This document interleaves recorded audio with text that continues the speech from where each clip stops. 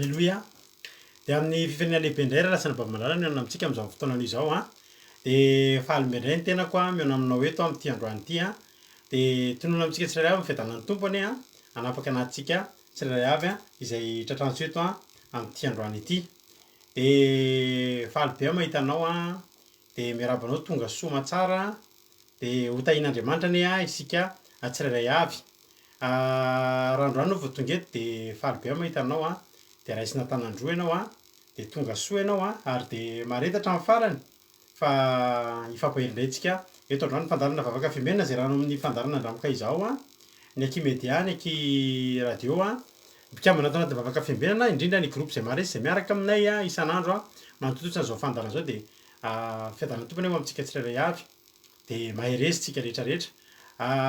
Ho anao zay efa paketo kosa anabavy Maolo Falinga manitako ritra voalohany indrindra teo a. De nanarakaraka azy anabavy Domona Kotsman, anabavy Erika Raka, Yama, Erika, Soameva, Marijo, Yama, Tojo Mikael, Rodine Marie, Rasoenina Nathalie, Kambana Ranta Malala, Yajasika Patitsy, Soameva, Mapionina, Robin Full of Grace, Andrina Suzel, Berthe Saba, Rasoenina Nathalie, Felana Rakody, Becky Rolande, Rodine, Berthe, Tahiry, Mario, Arna Iena, Alléluia, Aimé Lovely, tahiny tompontsika tsirairay avy a, Eliana, de tonga soa isika tsirairay avy matoky sy mino fa hifampahery indray tsika eto androany. Adiny iray sasany rahantsika eto a. Hivavaka fanombohana ny ekipa iaraka amiko eto androany a. Hivavaka fanambohana rahalahy Jonathan avy atsy Allemagne dia hitondra tenin'Andriamanitra ranabavitsika Soameva avy eto Frantsa.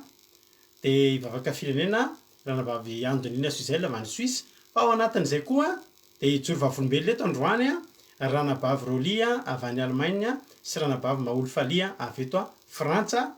De matoka fa ho feno ny fotoanantsika eto androany a. Ho tahian'Andriamanitra anie anareo rehetra zay vao miditra tahaka ny ranabavy Aimé Lovely, ranabavy Mami Tsiry Amboaramiel, Mami Henriette Rassou, Sandrine Erika, Aimé Lovely, Alléluia. De tahian'Andriamanitra tsika tsirairay avy. Misy mandefa message nareo manao hoe niova be mihitsy le Facebook, tena niova izy amin'izao fotoana izao. Fa izao zavatra mahafinaritra ifitsika aloha io. Fa mihitsika fa aoriana misy zavatra vaovao a, application vaovao hipoitra ny ambadimbadika any a. Mety avy amin'ny alalan'izay indray tsika mety anao misimisy kokoa ngambany. Satria ity Facebook ity tato ohatrany tena hitako mihitsy hoe misy zavatra tsy de tena mampilamy intsony a. De io aloha ny ifitsika. Koda Léonie, Tina Rakotoarizaka, tahian'Andriamanitra tsika tsirairay avy. Ho anareo zay tapaka de tapao de miverina miditra ianareo fa de efa zay moa le zava-misy a. Tapaka matetika tsy heno tampoka ny feo nefa ny aty aminay de mandeha tsara ara-dalàna ny connexion sy ny sisa tsisy olana. Fa de zay aloha ny zava-misy a. Voaka kely nareo a de miverina miditra. Vao tapaka de mivoaka kely a de miverina miditra. Aza adino ny mipartager amin'ny namanareo a. Fa misy namanareo mety te hijery any nefa tsy mahita intsony hoe aiza ny misy an'izay fandaharan'izay a. Ka de tahiny tompontsika rehetrarehetra.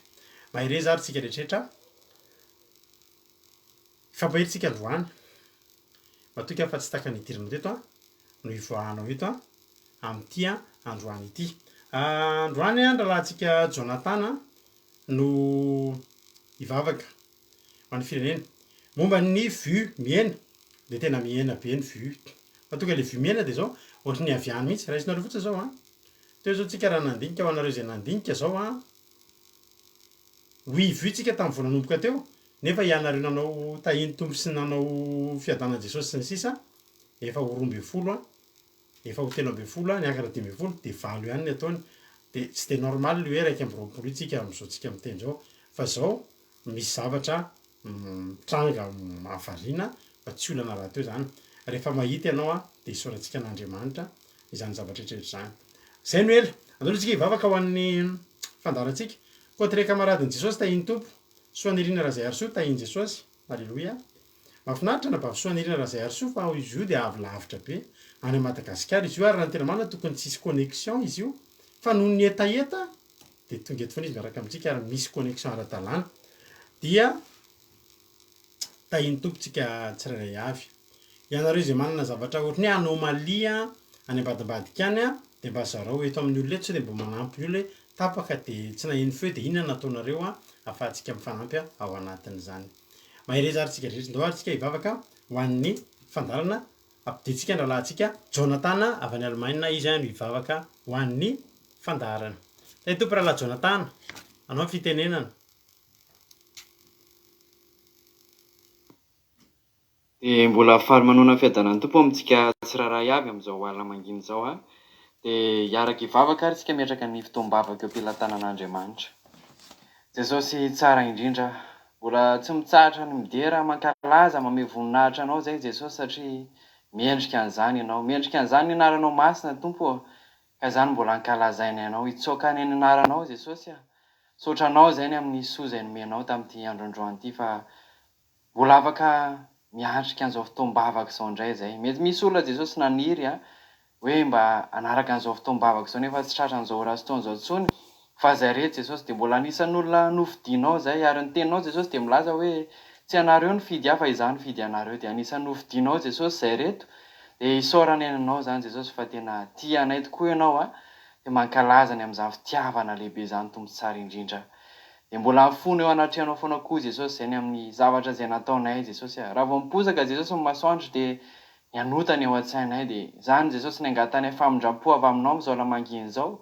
Mamela Jesosy ny helika mamindra fo aminay satria ianao Jesosy ilay Andriamanitra mpamela helika isan'andro, ilay Andriamanitra maro-po sady be famindram-po ka izany Jesosy ny atokisanay fa mindra fo aminay ianao amin'izao lamangina izao Jesosy a.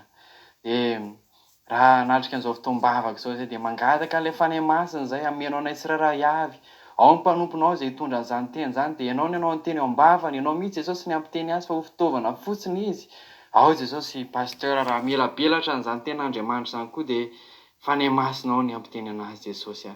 Dia izay rehetra mpiainy Jesosy dia mba tena ho mpiainy mpankatoy fa tsy ho mpiainy mpanadiny Jesosy a. Ary tena hiapaka ty anatin'ny fonay izay teny rehetra ho toriny eto amin'ity androandroany Jesosy io. Dia izay hivavaka ao amin'ny firenena koa Jesosy dia efa ankino eo am-pilatananao sahady, ankinona aminao Jesosy ao fotoam-bavaka rehetra mba hanjaka feny ianao. Dia fifaliana amin'ilay Jesosy raha ivoeto amin'izao fotoam-bavaka izao zay ho firavoravo ny fonay hatanjaka izay azo hery izay tsy hitovy ny idiranay Jesosy ny voanay a fa tena hoe hatsapan'izany herinao izany Jesosy malala. Dia nidera ny voninahitra dia anao irery ihany ilay anao fa taloha indrindra ary mbola ho an'io izy ary mbola ho an'ny mandrakizay mandrakizay a. Alleluia. Amen. Alleluia. Soatra an'Andriamanitra tsika tao anatin'izay a vavaka firenena izay nataon'ny rahalahintsika Jonathan avy any Allemagne izay. Mankasitraka azy amin'ny fandraisana anjara dia ho tain'Andriamanitra manokana nge ianao a rahalahy Jonathan. Alleluia. Sandolany irina, fleur, lantony irina, ny tompo daholo tsika rehetrarehetra tonga soa. Alleluia. Efa tanatompana eo amintsika tsirairay avy. Zao mialohan'ny hidirantsika amin'ny ten'Andriamanitra mbola izy fijona vavolombelona aloha henointsika. Mialohan'ny fijona vavolombelona andao aloha tsika heno hira dia maka toerana tsara anao fotoana ahafahanao maka toerana tsara, maka plasy tsara dia maka baiboly ihany koa dia ataontsika heno ten'Andriamanitra, heno fijona vavolombelona rehefa ao fa heno hira aloha tsika mialohan'izay dia tahiny tompo ary a isika tsirairay avy. Misaotra ny rahalahy Jonathan mamy ny vavaka, feno ny vavaka, andao ary a lasa ary tsika rehetrarehetra dia heno fijona vavolombelona tsika ao aorianan'ny hira. Mahery izy daholo. Halleluia. Tia Jesosy. Amen.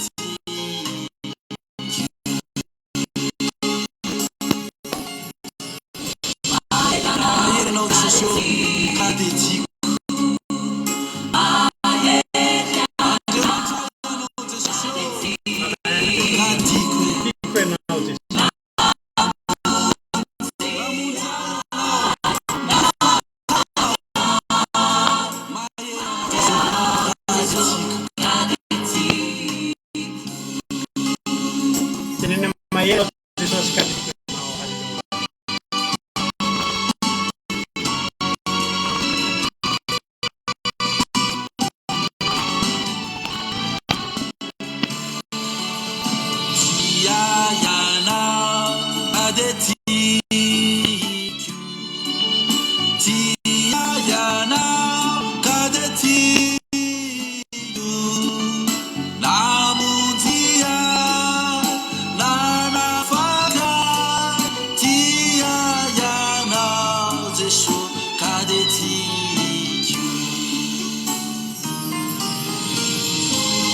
Jesosy bataiza moa zahay raha tsy nidina tetỳ an-tany ianao hamonjy anay rehetra zay tompo hiarahira hoe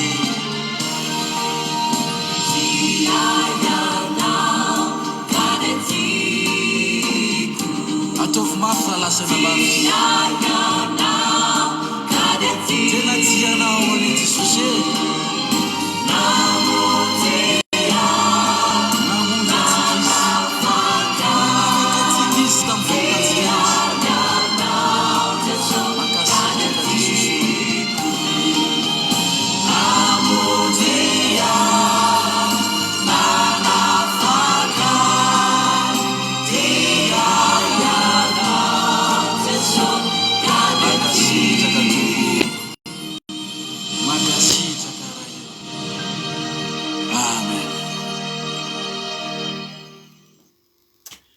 Alléluia.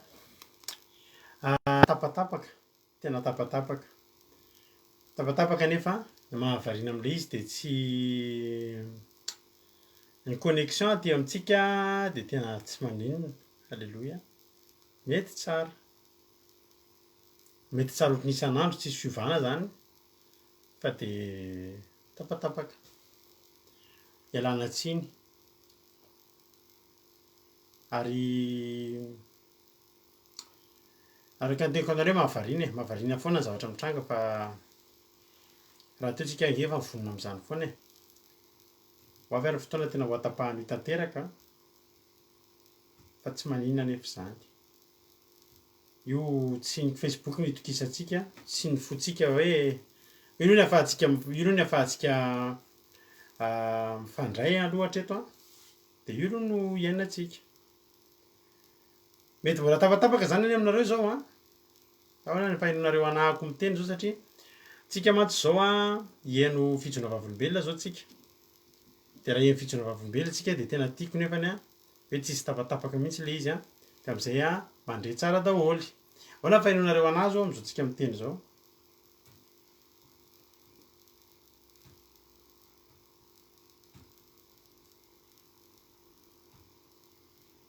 Efa mandeha tsara? Alléluia.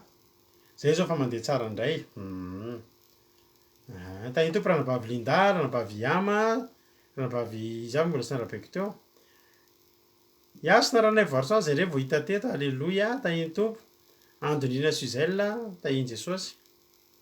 Noélie Fantou, tahiny tompo. Zina Théoda. Zay ihany ngamba mbola tsy voaravako dia tonga soa rehetrarehetra. Efa mandeha tsara. Hianatra ny Irina, io hianatra ny Irina fa tonga domona moa efa niditra koa Angela io dia efa mifoha ihany koa. Da ohatra tsika hiaino fijona vavolombelona. Androany tsika hiaino fijona vavolombelona anankiroa tsika. Indray ataony anabavintsika Roly Anisy avy any Allemagne dia indray ho ataony anabavintsika Maolo Faly avy eto Frantsa ka alefantsika arakara jokony ny zokiny no miteny voalohany a ndao ary a alefantsika ranabavy a rolia ijoro vavolombelona tahiny tompo a ranabavy Sandra lalaina tahiny mareo fanarabeko teo a tonga soa daholo a rodinina tahiny tompo ndao ary a ranabavy rolia anisa anao ny firenenana ndao ary mba tsy ho tapatapaka ane a amin'ny anaran'i Jesosy. Tompotsika rehetra dia entiko voninahitra ho indray a ny joroko vavolombelona eto androany sady fijoroana vavolombelona moa izy ito no ohatran'ny hoe fampitanjemana. Za zany ry havana dia misy mpiara-miasa amiko zany sady voazinako io olona io a dia hay nahandro gana izy dia nanaterany a dia nihinana.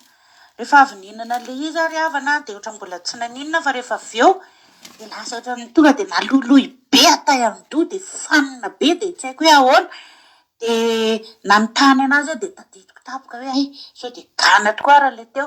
Hay tena ganagana ilay izy fa tena zany tena tiako dia nandoha be dia mbola fampanina dia efa avy eo nivavaka be tena zany fijoroko vavolombelona hoe nivavaka hoe mifona Andriamanitra tena tsinana an'io fa tena tsinana an'io tsony mihitsy a dia mbola nisy ambiny moa ilay izy dia nariko dia tonga dia afaka ilay izy ry havana fa nenoan'Andriamanitra le tempoka zany ka dia fifaliana ho any laza aminareo fa tena mahery tokoa ny Andriamanitra antsika satria rehefa natao ilay vavaka dia tena tsy naninona tsony. Aleloia, isaorana ny tompo a fa tena mahery mihitsy ny tompontsika fa mila fampitandremana mihitsy amintsika sabatista mba jinana an'io zavatra io.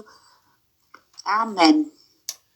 Aleloia, isaorantsika an'Andriamanitra ny fijoroana vavolombelona ny nabavintsika rolia anisa rehefa moa tsika resadresaka mombamomba n'izany zavatra zany tsika rehefa eo a dia maharety ianao hatramin'ny farany fa are zavatra mety mbola tsy nenonao anao a dia tsara ianao mianatra an'izany androany a ndao ary a mpandrosotsika indray ny nabavintsika maholy faly izay na dia voaingana aza ny teto a dia tena mandroso ary mihazakazaka tokoa zany nabavintsika zany. Ndao antsika ianao azy a ijoro vavolombelona amin'izao fotoana izao tahiny tompo a ranabavy a maholy faly.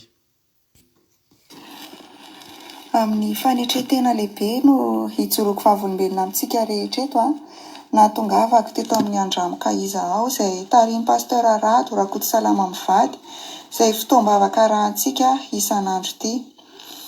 Amam-bolana maromaro ary havana no nanaraka izao vavaka fiambenana izao fa tsy mba mampafantatra n'iza n'iza. Za tsy anisan'ny olona hoe maika hanao j'aime na maika hanao commentaire na maika hiazakazaka anao anasan'Andriamanitra na maika hitarika vavaka. Za koa nefa tsy anisan'ny olona hoe misy olona fantako ato dia iny koa manaraka. Ary mialohan'ny anapahako hevitra hijoro hoe hanao ny asan'Andriamanitra eto na hitarika fotoana eto dia mila fantatra aloha ny zavatra rehetra. Ary mahamaika dia hoe za ve olona tena mijoro ho sy miazona tsara. Tanora toa anao ihany ary tao anatin'ny tanorako no kasihan'i Jesosy ny foko handray azy sy natao batisa fibebahana. Dia tonga teto a France ary havana ary niteto fiangonana hitaizako ny fiainam-panahiko. Rehefa karazana fiangonana teto dia nidirako daholo fa vavaka indray mandeha aho dia tsy hitatsony satria tsy nahazo aina mihitsy ny fiainam-panahiko. Teo koa moa tany am-piangonana efa misy groupe sy ampijerijery ary manontany hoe ahoana nahatongavanao teto ohatrohatr'izany dia kivy ary tsy mivavaka tsony. Nangatsiaka tanteraka teny ary havana ary lasa niaina tamin'ny saiko sisa nitondrako ny fiainako. Niezaka ny sabone pasteur maro vahiny sy malagasy ihany aho ary tapitra narahako ilay fotom-pampianarana zareo rehetra fa mahery ihany aho eo fa tsy mety tafiditra mihitsy aho fa misy tahotra sy ahiaza any anatiko tsy fantako hoe inona ilay izy. Za nefany manana ny asako ara-dalàna, manana ny fiainako ara-dalàna ary raha resaka fidiram-bola ary havana mihoatra lavitra noho ny olona mipetraka aman-taona teto raha ny fitahiana omen'i Jesosy anahy eto. miezaka mizara karazana verse miezaka mizara tenin'Andriamanitra ary toritena pastera maro izay mety amiko sy mampahery ahy dia zaraiko. Ary ny olona mahita dia miteny hoe tena mivavaka dia mijanona hatreo izany. Kanefa tsy mety tafajoro mihitsy ary avana tsy fantako hoe inona ara ny antony. Rehefa tonga teto amin'ity fandaharan'ity ary avana izany hoe netin'i Jesosy hampitaka ihany aho. Netin'i Jesosy hampitaka satria nandritra ny 3 andro ny sesy nanaraka izao fandaharana izao ary fananarana sy fampaherezana no tena nitoriana teto. Fa rehefa zoma hariva amin'izay niteny pastera Rado hoe rapitso ny sabata masina an'i Jehovah. Dia teo ary avana voataitra tapoka hoe sabatista kay ty arahako ty. Teo aho vao nanomboka mifoheko daholo mihitsy dia tena mitandrina sabata sy tsy mihinana zava-padina kay ty fandaharana ity.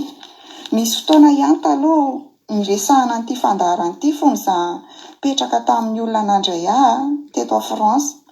Fa tsisy tadidiko intsony izany ary tsy mba liana izany aho vao resaka momba sabatista dia tsy mihaino ary tsy tiako fantatra akory satria izaho dia anisan'ny tena manohitra tanteraka ary tsy mety resinao lahatra izany mihitsy amin'ny resaka zava-padina sy sabata sy hoe vehivavy tokony hisaron-doha rehefa mivavaka, fa tsotra no avaliko anao hoe izaho eo ambany fahasoavana fa tsy eo ambany lalàna ary tsy avy amin'ny asa fandrao isy irehare.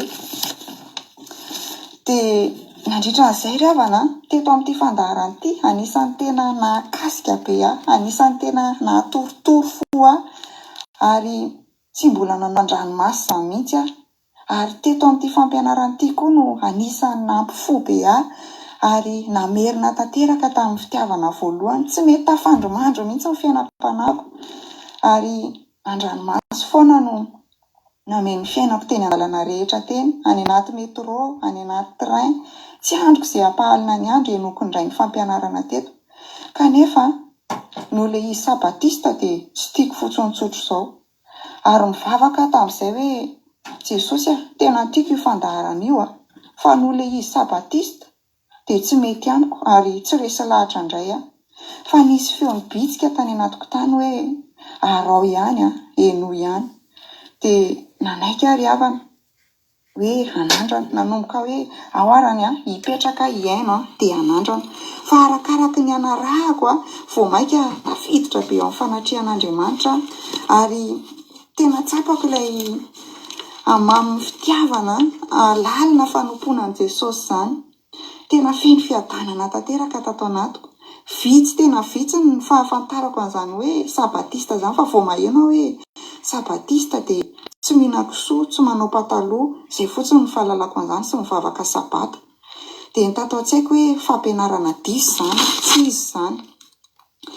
Rehefa vita izay amam-bolana maromaro nanaraka teto ary havana dia nandray fanapahan-kevitra goavana be vokatry ny fampianarana notorinana teto ary teto koa nandray fanapahan-kevitra hoe ndeha hiresaka mivantana amin'ny pastera mivady teto ako taorinan'izay. Ary taorinan'izay dia nandefa MP an'zareo 3 minitra raha ela indrindra dia namaly anazy zareo ary tena ampitiavana tanteraka nandraisan zareo anahy manokana. Nanokana andro ahy mihitsy zareo mba hiainona ary miainona ny zavatra rehetrarehetra nilalovako tena anisany nakasika be ahy koa izay ary tsapako hoe haikay misy afaka miaino ihany aho.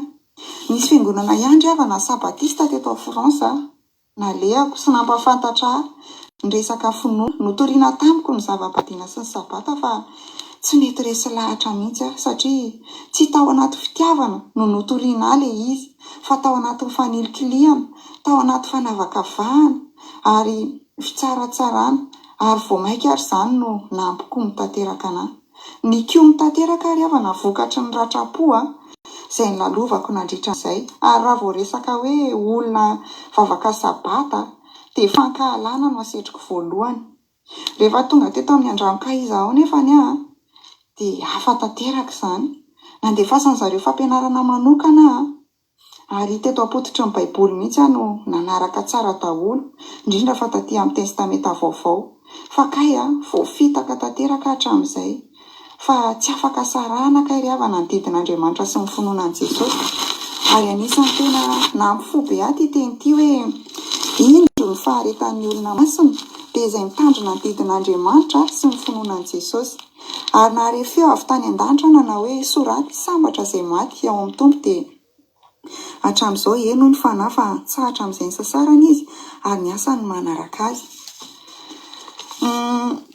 Hatramin'izay ry havana rehefa mitorina io mpanompon'Andriamanitra maro dia rambony fotsiny ny hazavainy. Ny tapany ambany fotsiny no hazavainy anao, izany hoe fampahirezana fotsiny no meny anao fa tena fahamarinana tsy hitoriany aminao. Za tsy miteny aminao hoe tsy izy ny fiangonana narahako taloha, fa tsy ampy ny fahalalana ny fahamarinana. Ary rehefa tsy ampy ny fahalalana ny fahamarinana dia lasa manamaivana ny tenin'Andriamanitra ary nanamary tena hoe tsy misy marina na dia iray ary afaka atao ny zavatra rehetra. Dia lasa nandeha tamin'ny tsy fahatahorana an'Andriamanitra ary havana.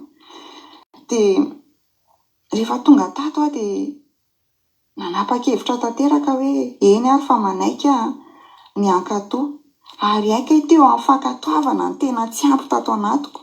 Le banga sy ahiata tato anatiko teo amin'ny fankatoavana ny tsy ampy fa vao iny foa nanaiky nanaraka ampitiavana, tsy hoe tsy maintsy fa tena nataoko ampitiavana dia nanana fiadanana tanteraka tato anatiko. Dia eto ary havana te hiteny aminao mety hoe mitovy amiko koa ianao, mihaino karazana torena pastera maro ary tapitra sabonenao sy enonao daholo. Rehefa fampianarana dia tia ampitandrina anao ary havana satria efa niainako izany. Tandremo sao dia vaky sambo ny finoana toa ianao fa maro amin'ireo mpanompon'Andriamanitra ireo no mibango tokana fa tsy mitory ny tena fahamarinana. Fa teto ary havana ny tena ny fo, teto ny nafoby, teto ny tondran'i Jesosy anahy, teto ny sitrana, teto no afaka, teto ny tafajoro dia te hitonanao eto hoe mioreny ianao eto. Tsy mireharehan'ny paster eto na manindrahindra ny zareo eto fa teto ny tafarina ho amin'ny fitiavana voalohany sy hoe tsy mety tafanandro ny fiainam-panahiko dia mizara aminao hoe aza variana hoe enonao daholo ity karazana mpanompon'Andriamanitra ity. Fa raha teto ny tondran'Andriamanitra anao dia mioreny ianao mafy eto fa ampy sy feno ny fampianarana eto. Ary raha misy zavatra mbola tsy mazava aminao na mampisalasala aminao dia aza mangatakandro ianao manoratra amin'ny paster amin'ny vady eto fa mandray an-tanana anao zareo sy mijery anao manokana. Ary za dia tena vavolombelona izany ry havana, tena nandray anahy ampitiavana zareo, tena hafa mihitsy nandraisan zareo anahy eto. Dia te hitodika amintsika ihany koa ry havana, tsika mpikambana mpanaraka eto foana, tsy ny olon-drehetra ny tonga teto fa matoa ianao tonga teto dia Jesosy manokana mihitsy no nitari-dalana anao teto. Raha tsapanao hoe teto no nampiovanao, teto no nampiorina anao dia aza mitoditodika makarisy sy makatitso ianao fa mioreny ianao eto. Ary aza manandrana ny akafa akory fa sao dia taraiky ihany ianao hoe variana hitadiny tsara ianao dia anaran'ny zavatra sarobidy efa natolotra Jesosy anao teto. Nefa ny fotoana efa tena nitongotra. Dia mampahery antsika rehetra koa ry havana izay mandalo ao anaty ady sy fanenjehana na lafininina fa toa anao ihany. Ary raha resaka fanenjehana sy fanaratsiana izany ry havana na dia cahier 500 page aza dia tsy ampy hitanisan'ny olona ny filazana momba hoe io ohatr'izao na io ohatr'izao. Fa rehefa io ny foa ianao manapa-kevitra totaly, manapa-kevitra sy mankatoa dia Jesosy no miandany aminao ary ny fandresena dia omeny anao. Jesosy ny adinao rehetrarehetra fa ny anjaranao dia miorina mafy. Ny olona izay manaratsy anao dia hatreo amin'ny omaly ihany no fantany anao.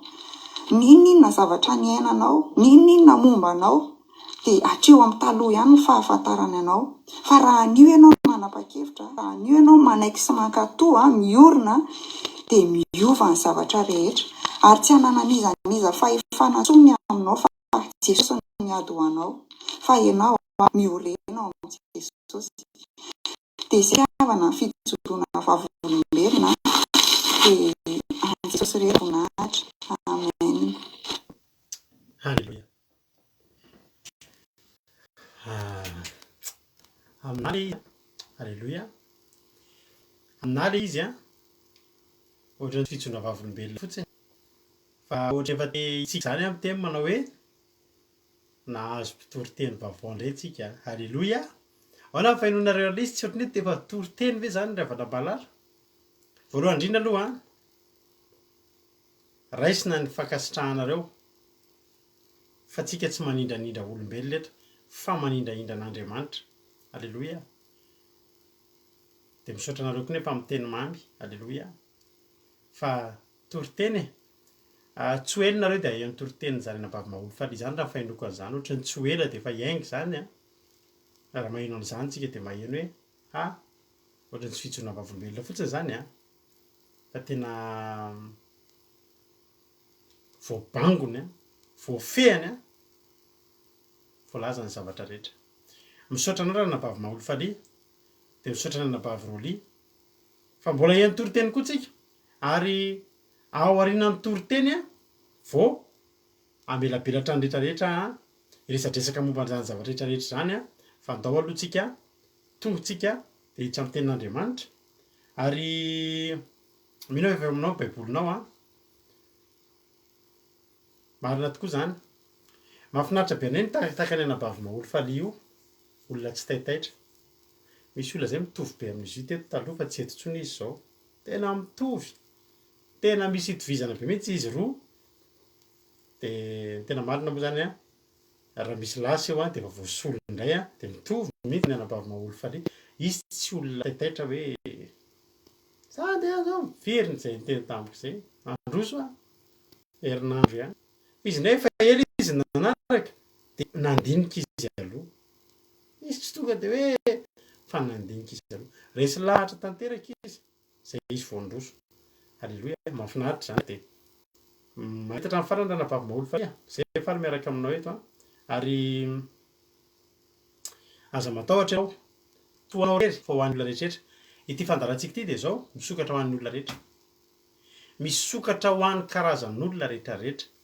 Misokatra ho an'ny karazana toe-piainana, saranga, fari-piainana, firazanana, fiaviana rehetrarehetra. Zao foana ihany ny anay mivady ny fanontaniana mipetraka. Eto zany tsisy akantany. Mba omeo anay hoe ny diplômanao? Na omeo anay hoe ny tetiaranareo? Na omeo anay ny sisa. Na omeo anay ny valeranareo? Fa amin'ny fanontaniana mipetraka eto dia zavatra iray dia tsotra ihany. Vonona hivavaka ve sa tsia? Rehefa vonona hivavaka, apetrakintsika daholo ny rehetrarehetra momba antsika. Fa tonga dia ifanohantsika, ifampitantantsika ho an'ny an-danitra dia mahereza. Raha eto ianao tsy izay zavatra tsy hisy eto izay. Mitovy daholo ny olona rehetrarehetra mitovy. Samy tiany daholo hoy Jesosy hoe izay rehetra nomenao Andriamanitra tsy mba misy laviko mihitsy. Ka izay mba omeny Jesosy anay koa eto amin'ity fandarana ity dia tsisy lavinay mihitsy ary rehefa vonona nandroso. Rehefa tian'Andriamanitra nareo dia tianay.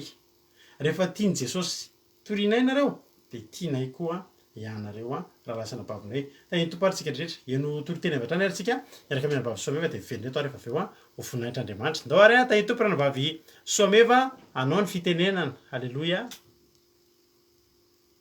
Rana Bavy Soameva izay hitondra antsika ny tenin'Andriamanitra amin'ity androany ity. Ndao ary. Tahiny tompo pastera, tahiny tompo atsika menakavy izay tafavoreto. Ny torotentsika androany moa dia vitikosy toko faraika ambin'ny folo andininy voalohany ka hatramin'ny fahavalo. Dia vitikosy toko faraika ambin'ny folo andininy voalohany ka hatramin'ny fahavalo. Vaketsika ny soramandry ny lalàna ny amin'ny biby madio sy maloto amin'ny anaran'i Jesosy. Ary Jesosy niteny tamin'i Mosesy sy Arona ka nanao taminy hoe itenena amin'ny zanak'Israely hoe izao ny fihinanareo amin'ny biby rehetra ambonin'ny tany. Izay biby rehetra mivakitro ka misaraka tsara ny kitrony sady mandinika izy no fihinanareo.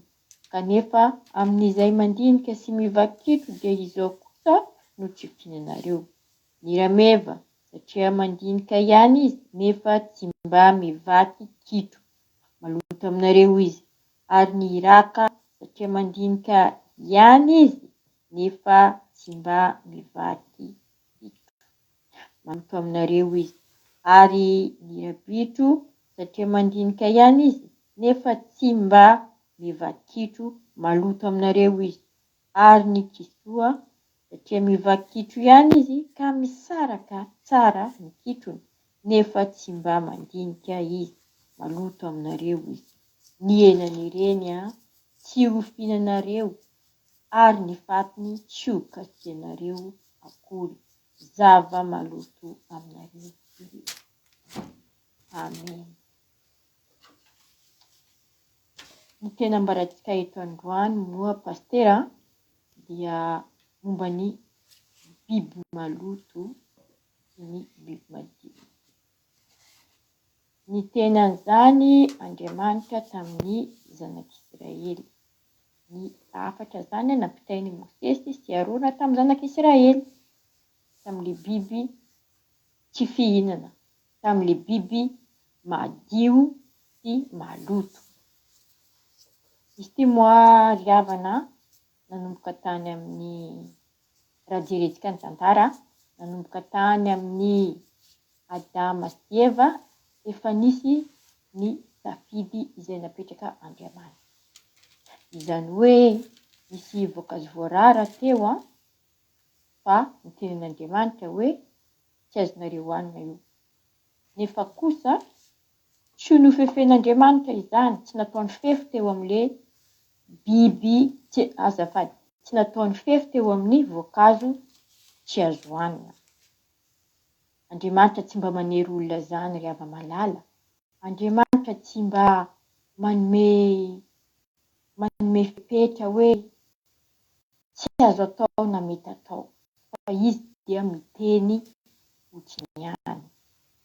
Dia anjarantsika ny manao hoe mety amiko ve ity sa tsy mety. Raha jerena moa ity biby madio sy maloto ity, Andriamanitra tsy niteny hoe tsy azo hohanina fa izy niteny hoe biby maloto. Izy tsy niteny hoe fady fa biby maloto.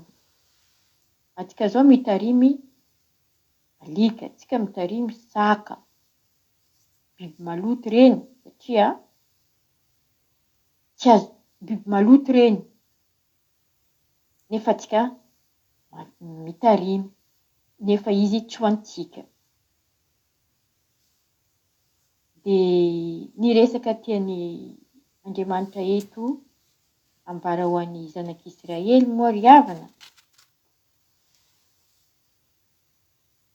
dia ny fankatoavana ny teny satria Andriamanitra manko ilay mpamaly vavaka. Andriamanitra manko ilay miteny izy raha toa sao mba hoe asoanao iny na hoe arahinao iny, miteny ihany izy ao anatin'ny baiboly fa eo tsy manery izy. Zany io fomban'Andriamanitra. Anao tsy tereny zany. Raha te hihinana io biby io ianao dia mahazo mihinana. Fa teto io tamin'ny zanak'Israely izy niteny. Tsy tamin'ny jentilisa izy niteny fa tamin'ny zanak'Israely. Ny zanak'Israely moa tena reo nanakaiky ny fony, ireo nanakaiky azy ny zanak'Israely nitenenana an'io. Tsy tamin'ny sinoa nitenenana an'io, tsy tamin'ny gasy nitenenana an'io, fa zanak'Israely. Maro eto amintsika moa ry havana mbola hoe manontany raha tsy fihinana io moa inona ny antony nanamboaran'Andriamanitra io biby io tsy fihinana. Namboariny tsara io, hitany fa tsara. Nefa kosa biby maloto. Mahazo mihinana anao ry havana raha te hihinana fa fantaro ny mahasoa anao sy ny tsy mahasoa anao. Ry havana zaho tsy maro teny eto, zaho moa tsy maro zavatra tenenina eto fa ny anahy dia fijoroana vavolombelona. Ijoro vavolombelona za satria fandaharana ty antsoina hoe andramoka zahaho. Efa verimberim-pety maika moa za mitoro teny fa tamin'ny Desambra 2019 efa farafaran'ny volana décembre 2019 teo amin'ny 2019 teo zany nanaraka ity fandahalo ity. Ry havana, za teo anika olona tsy salama, olona tao anatina aretina be ny za teo. Tao anatina aretina za nefa nanaraka ity fandaharana andramoka zaho ity, tena tao nanarana hoe andramoka zaho.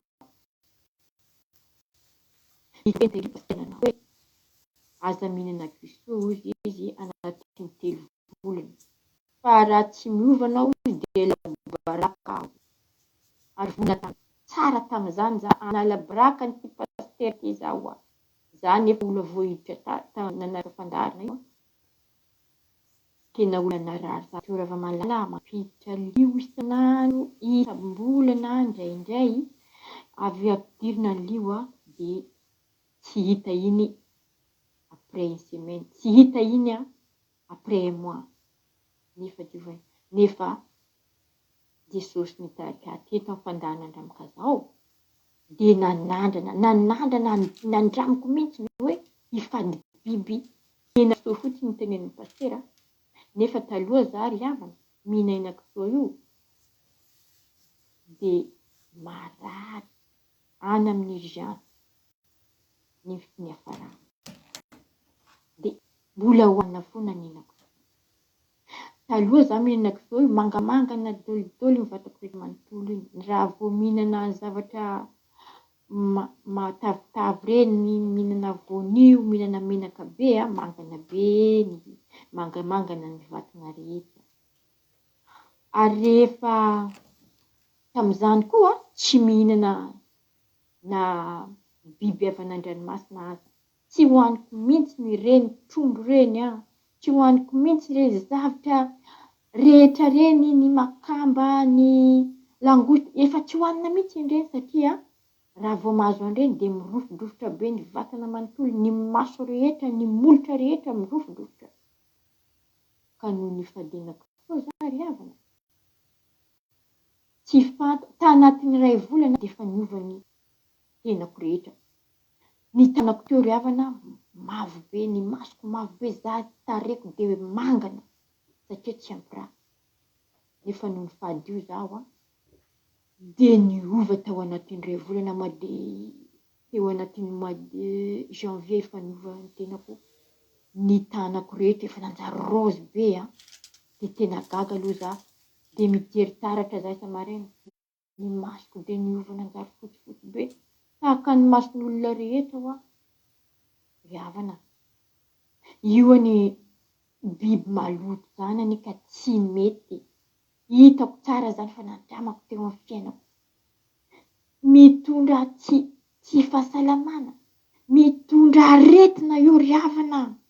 Nefa kosa rehefa nifady zaho dia izao za zao matanjaka. Taloha za tsy mahavita miasa zany, tsy mahavita miasa amin'ny andro manintsy, tsy mahavita miasa andro mafana, fa tena marary satria noho n'inona biby maloto no hohanina ry havana.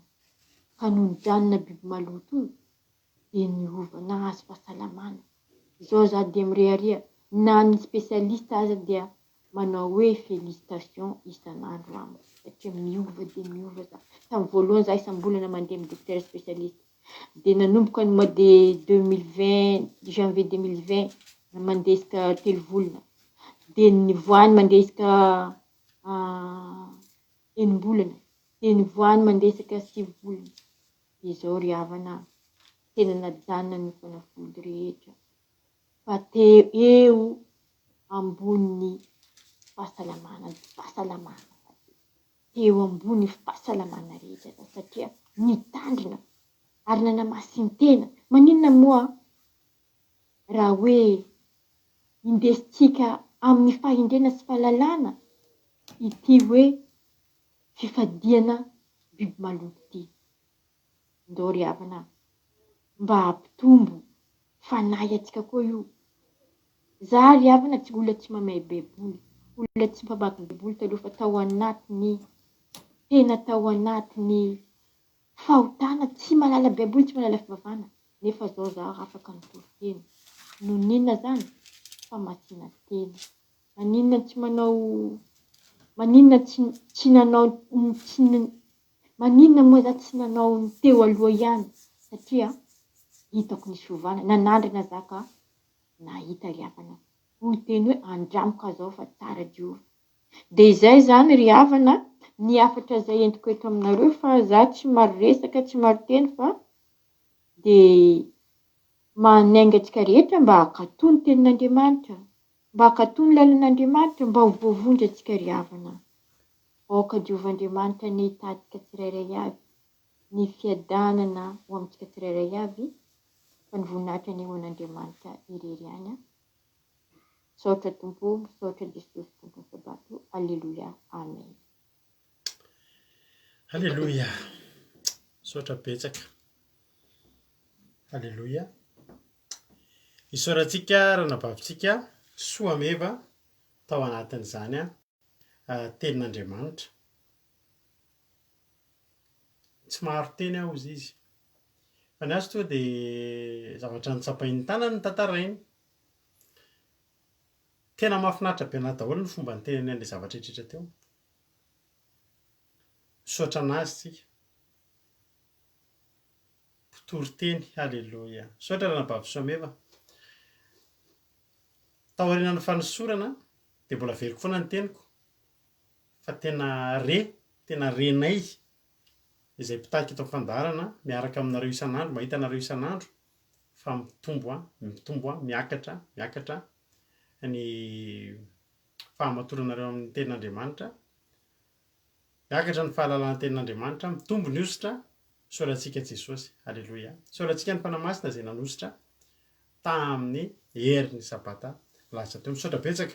Za mino fa tena mahery nareo ary za mino fa hankasitraka azy koa ka za misaotra anareo mankasitraka azy satria fankasitrahanareo dia mampitonga anazy androso bebe kokoa. Mahafinaritra anahy koa fitantanan'Andriamanitra satria na ny fijona vavolombelona tsara fantatreo fa fijona vavolombelona androany ireny androany mihitsy ny tokony alefa ary ny torotenina anabavy soameva androany mihitsy koa ny ina moa ny anjarany dia izy no nifidy ny verseny fa tsy hoe zavatra natao hoe atao izay ampitombona ilay izy resaka momba izany daholo fa izay aloha ny zavatra nilahatra teto ary tsy zahako mihitsy koa ny anidin'ny vavako androany fa hitenanareo zao ry havana malala mba mangataka anareo mba hatratra amin'ny farany. Misy zavatra ngezabe teneniko anareo reto ary tena teneniko anareo ampitiavana hatramin'izay zay mety henonareo aza mihinana an'izao aza manao an'izao fa androany misy zavatra lalindalina kokoa tiako misy fanontaniana zany ao anatinareo ao safotofoto any anatinareo moa zany fa tsy aty anatinay intsony misafotofoto anatinareo hoe inona ary ahoana ary misy biby maloto misy biby madio fihinana sa tsy fihinana sy ny sisa efa nentina anabavy soameva teo ny ampahany betsaka tamin'izany. Mahafinaritra be anao mihitsy fomba teneniny an'izy hoe Andriamanitra name no ariny teo daholo ireo ary azo hohanina daholo ireo, azo hohanina izany hoe azo andrahoina dia hohanina dia mahavoky, azo hohanina izay rehetra hita dia azo hohanina saingy misy ny madio misy ny maloto. Tsy ny olona rehetra koa ny tenenin'Andriamanitra hoe aza mihinana an'io fa iza ny antefan'ny teny tany amin'ny Levitikosy ny zanak'Israely.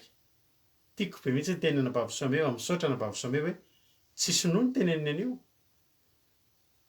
ny sinoa mihinana ny rehetrarehetra, tsy frantsay, tsy anglisy, tsy malagasy fa zanak'Israely. Ny olona ankoatran'izay ny jentilisa, iza moa ny jentilisa? Voakilasy hoe jentilisa izay olona rehetra ivelan'ny taranaka voafidy, ivelan'ny jiosy, ivelan'ny hebreo, ivelan'ny zanak'Israely. Dia jentilisa, tsika zany jentilisa. Ny koreanina jentilisa, ny italianina jentilisa, ny frantsay, ny afrikanina, ny rehetrarehetra jentilisa daholo ireny. Ka ny jentilisa dia afaka mihinana mihitsy tamin'izany andro izany, tsy rarana izay hohaniny dia hohaniny ary profon'izany ngeravany any amin'ny toko fahavalo ange misy kisoa be dia be vakitsika vetivety a melo nidirantsika amin'io any amin'ny matotoko fahavalo zao a andiny fatelopolo any misy efa hitsika jezery zay tantara zay misy an'ilay olona demoniaka de tao gadarena de rehefa tonga teo Jesosy de nesorony Jesosy ny demonia tao anatiny nroahany Jesosy de rehefa kiky vetivety aminao hoe hitra lalandala antsika androany zao a ny angatahako aminao de zao aorina ty fandarana ty tsy forcena mihitsy ianao afaka mbola mihinana ianao amen fa zay aloha tsy hinana ary zay efa tsy nihinana ary reto zavatra tretreto a de tiany ambazaraina aminao hoe fa maninona izay ny tsy mihinana nefitsika jentilisa nefitsika malagasy a ny zanak'Israely no tenen'Andriamanitra aza mihinana reto fa maloto reto a fa rehetrarehetra araka ny teniny vavy Soameva no ariny daholo hitany fa tsara zany ho azavaiko anao zay zavatra rehefa fa ty aloha misy zavatra teneniko anao hoe ny kisoa aloha nresahantsika satria kisoa ny voaresaka eto e fa tsy kisoa ihany a rehefa eo a rehefa ny antrano zany ianao rehefa aveo a de vakio ny Levitikosy 1:12 manontolo fa hitanao eo daholo ny karazany zavatra azo hohanina sy tsy azo hohanina rehetrarehetra lista lava be mihitsy reo hatramin'ny voromanidina ka hatramin'ny ny eny ambony manidina sy ny mikisaka sy ny anaty rano sy ny rehetrarehetra de hitanao hoe ay zao azo hohanina zao tsy azo hohanina zao azo hohanina zao tsy azo hohanina fa zao misy lehilahy anankiroa demoniaka matotoko fahavalana de ny fahavalo amby roapolo ary no tonga teny amin'ny efitra teny ampita teny amin'ny tanin'ny gadarena izy de rehefa neny taminy demoniaka roa lahy nivoaka avy teny amin'ny fasina sady masika loatra ka tsy nisy olona nahazo nandalo tamin'izany lala zany ary indro ny antso izy ka hoe mofo faninona tonga de mibaboka teo anatrehan'i Jesosy mahazava ho azy halleloia de antsika ny andriamanitsika ambony no ny andriamanitra rehetra ambony no ny hery rehetra ary indro ny antso izy ka hoe mofo faninona akory zay sy ianao ry zanak'Andriamanitra tonga ty aminay fa ianao ampijarany alohan'ny fotoana andiny fatelopolo ary nisy kisoa maro andiany ray nihinana teny lavidavitra teny ary ny demonia fona tamin'i Jesosy ka nanao hoe raha voakanao ary zahay de irahoaka any amin'ireo kisoa andiany reo e de hoy izy mandehana de nivoaka reo karasanaka anatin'ny kisoa ary indreny ny kisoa andiany rehetra nitratrevatreva teny amin'ny antsana ho any amin'ny ranomasina ka de maty tany anatin'ny rano ary ny mpianatra nandositra ka naka ny tanàna de nilaza ny zavatra teo amin'ny rehetra ny am'ireo demoniaka ary indreo nivoaka teo tanàna rehetra hitsenan Jesosy ary no nahita azy izy de nifona taminy mba hiala amin'ny faritany azavaiko aloha io teo amin'ny toeran'io zany ao Gadarena zany a ny olona de mihina kisoa de miompy kisoa ary arena ny kisoa andiany maro a zany hoe olona tena mpanankarena be mihitsy zany nanana kisoa nihinana zavatra ny olona manana ondry be dia be de misy manana omby be dia be de nazy le nanana kisoa be dia be niponina tao Gadarena de zao mahavariana fa tao Gadarena nisy karazana biby maro nisy ondry amanosy sy omby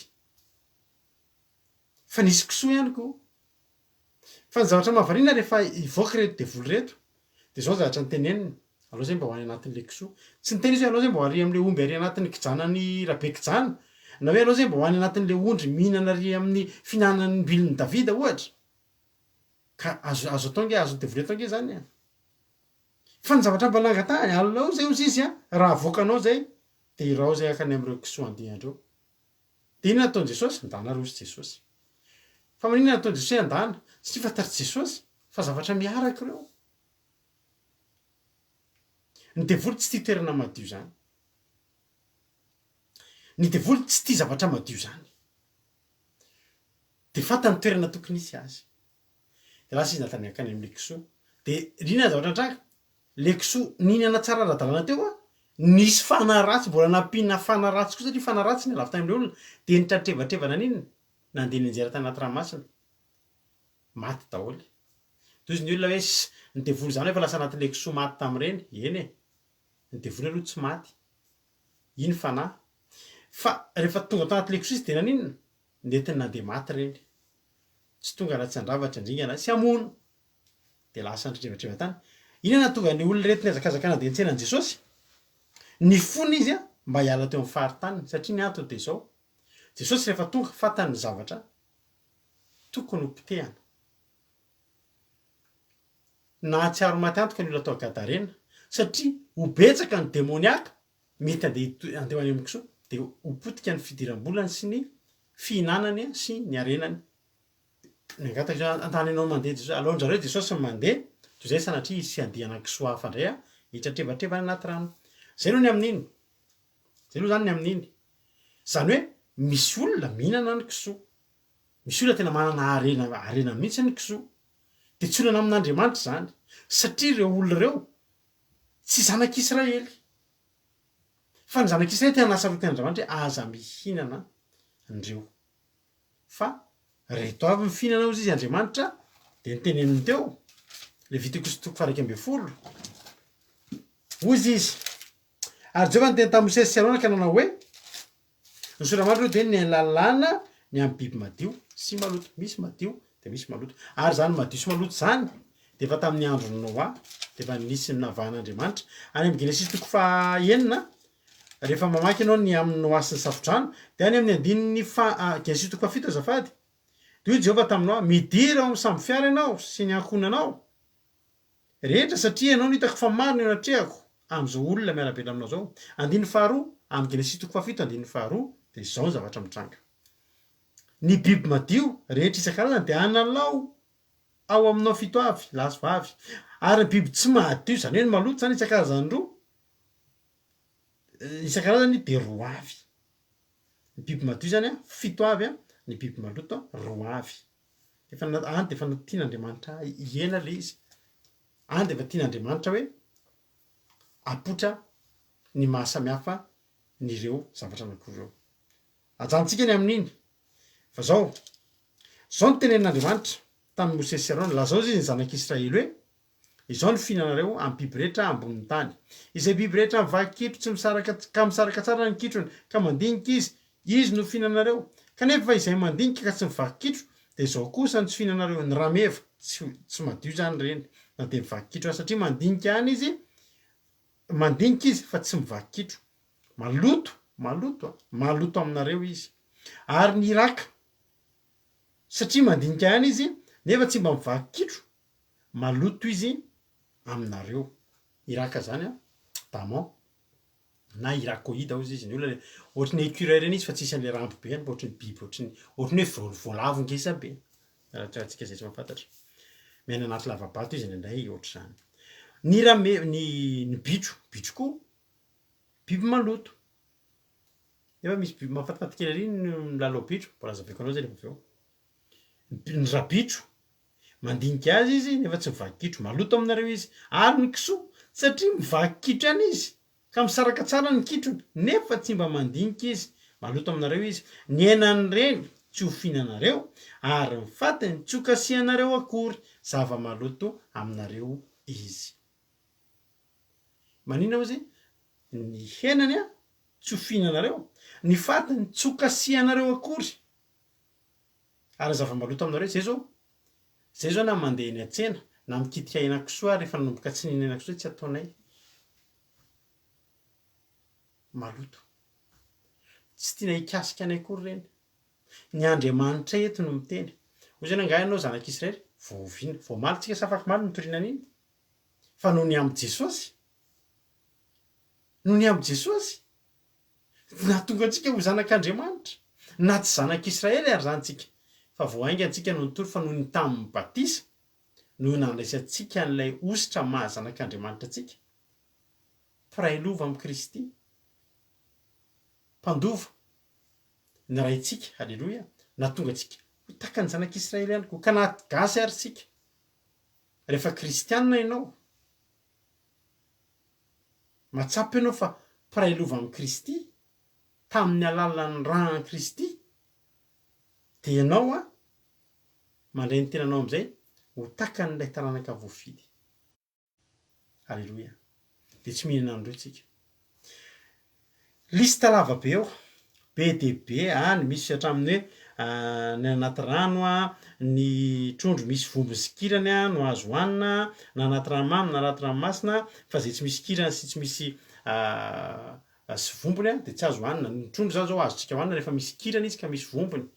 Misy indray zao ny amalona misy vombony fa tsisy kirany dia tsy hohanitsika. Ny zay misy kirany, ny gogo zao tsy misy kirany dia tsy hohanitsika. Alleloia.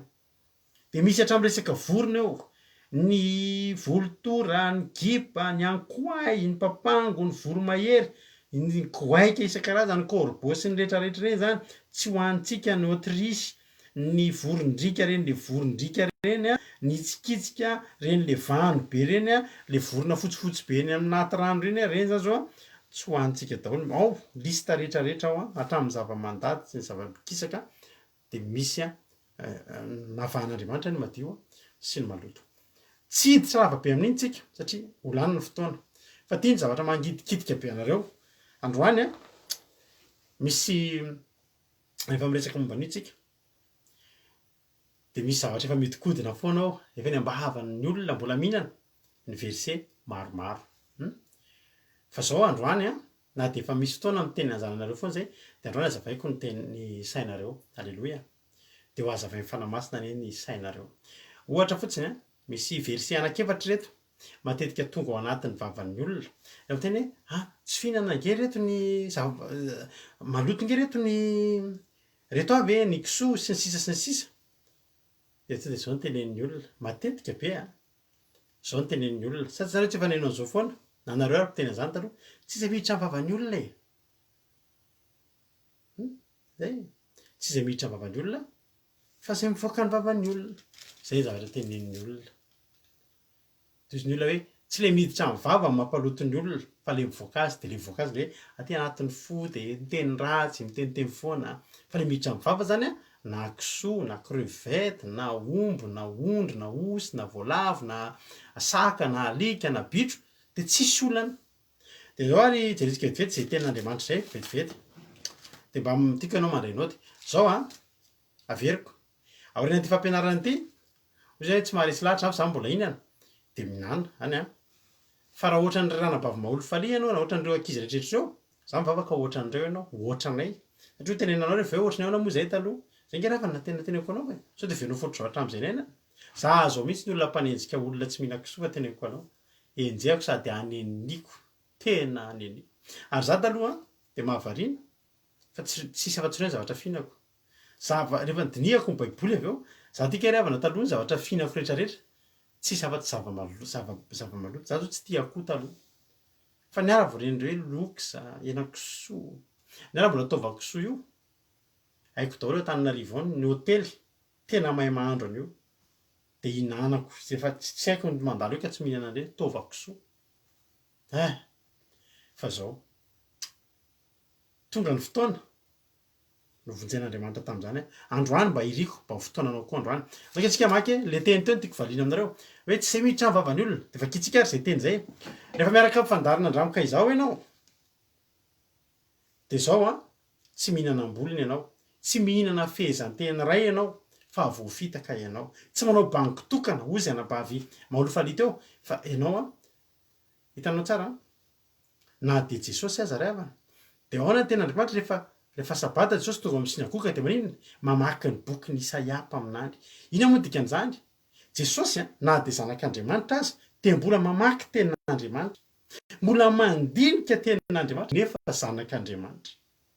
Isika, tsika, teneniko anao,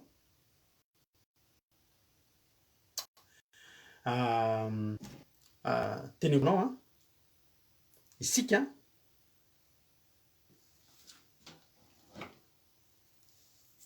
ino moa zaka teneniko teo? Tapaka kely le ana misy message niditra. Ino moa teneniko teo?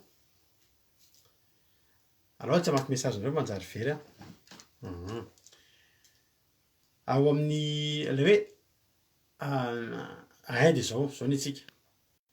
Jesosy aza mbola mandinika tenin'Andriamanitra. Ny tsy fandinihana tenin'Andriamanitra dia mahadiso hevitra, mahadiso lalana ary mahavery. Tena mahavery. Tia ary le valin'ilay teny hoe tsy izay miditra amin'ny vava no mahaloto ny olona. Mateo 5:10 misy an'izay teny izay. Mateo 5:10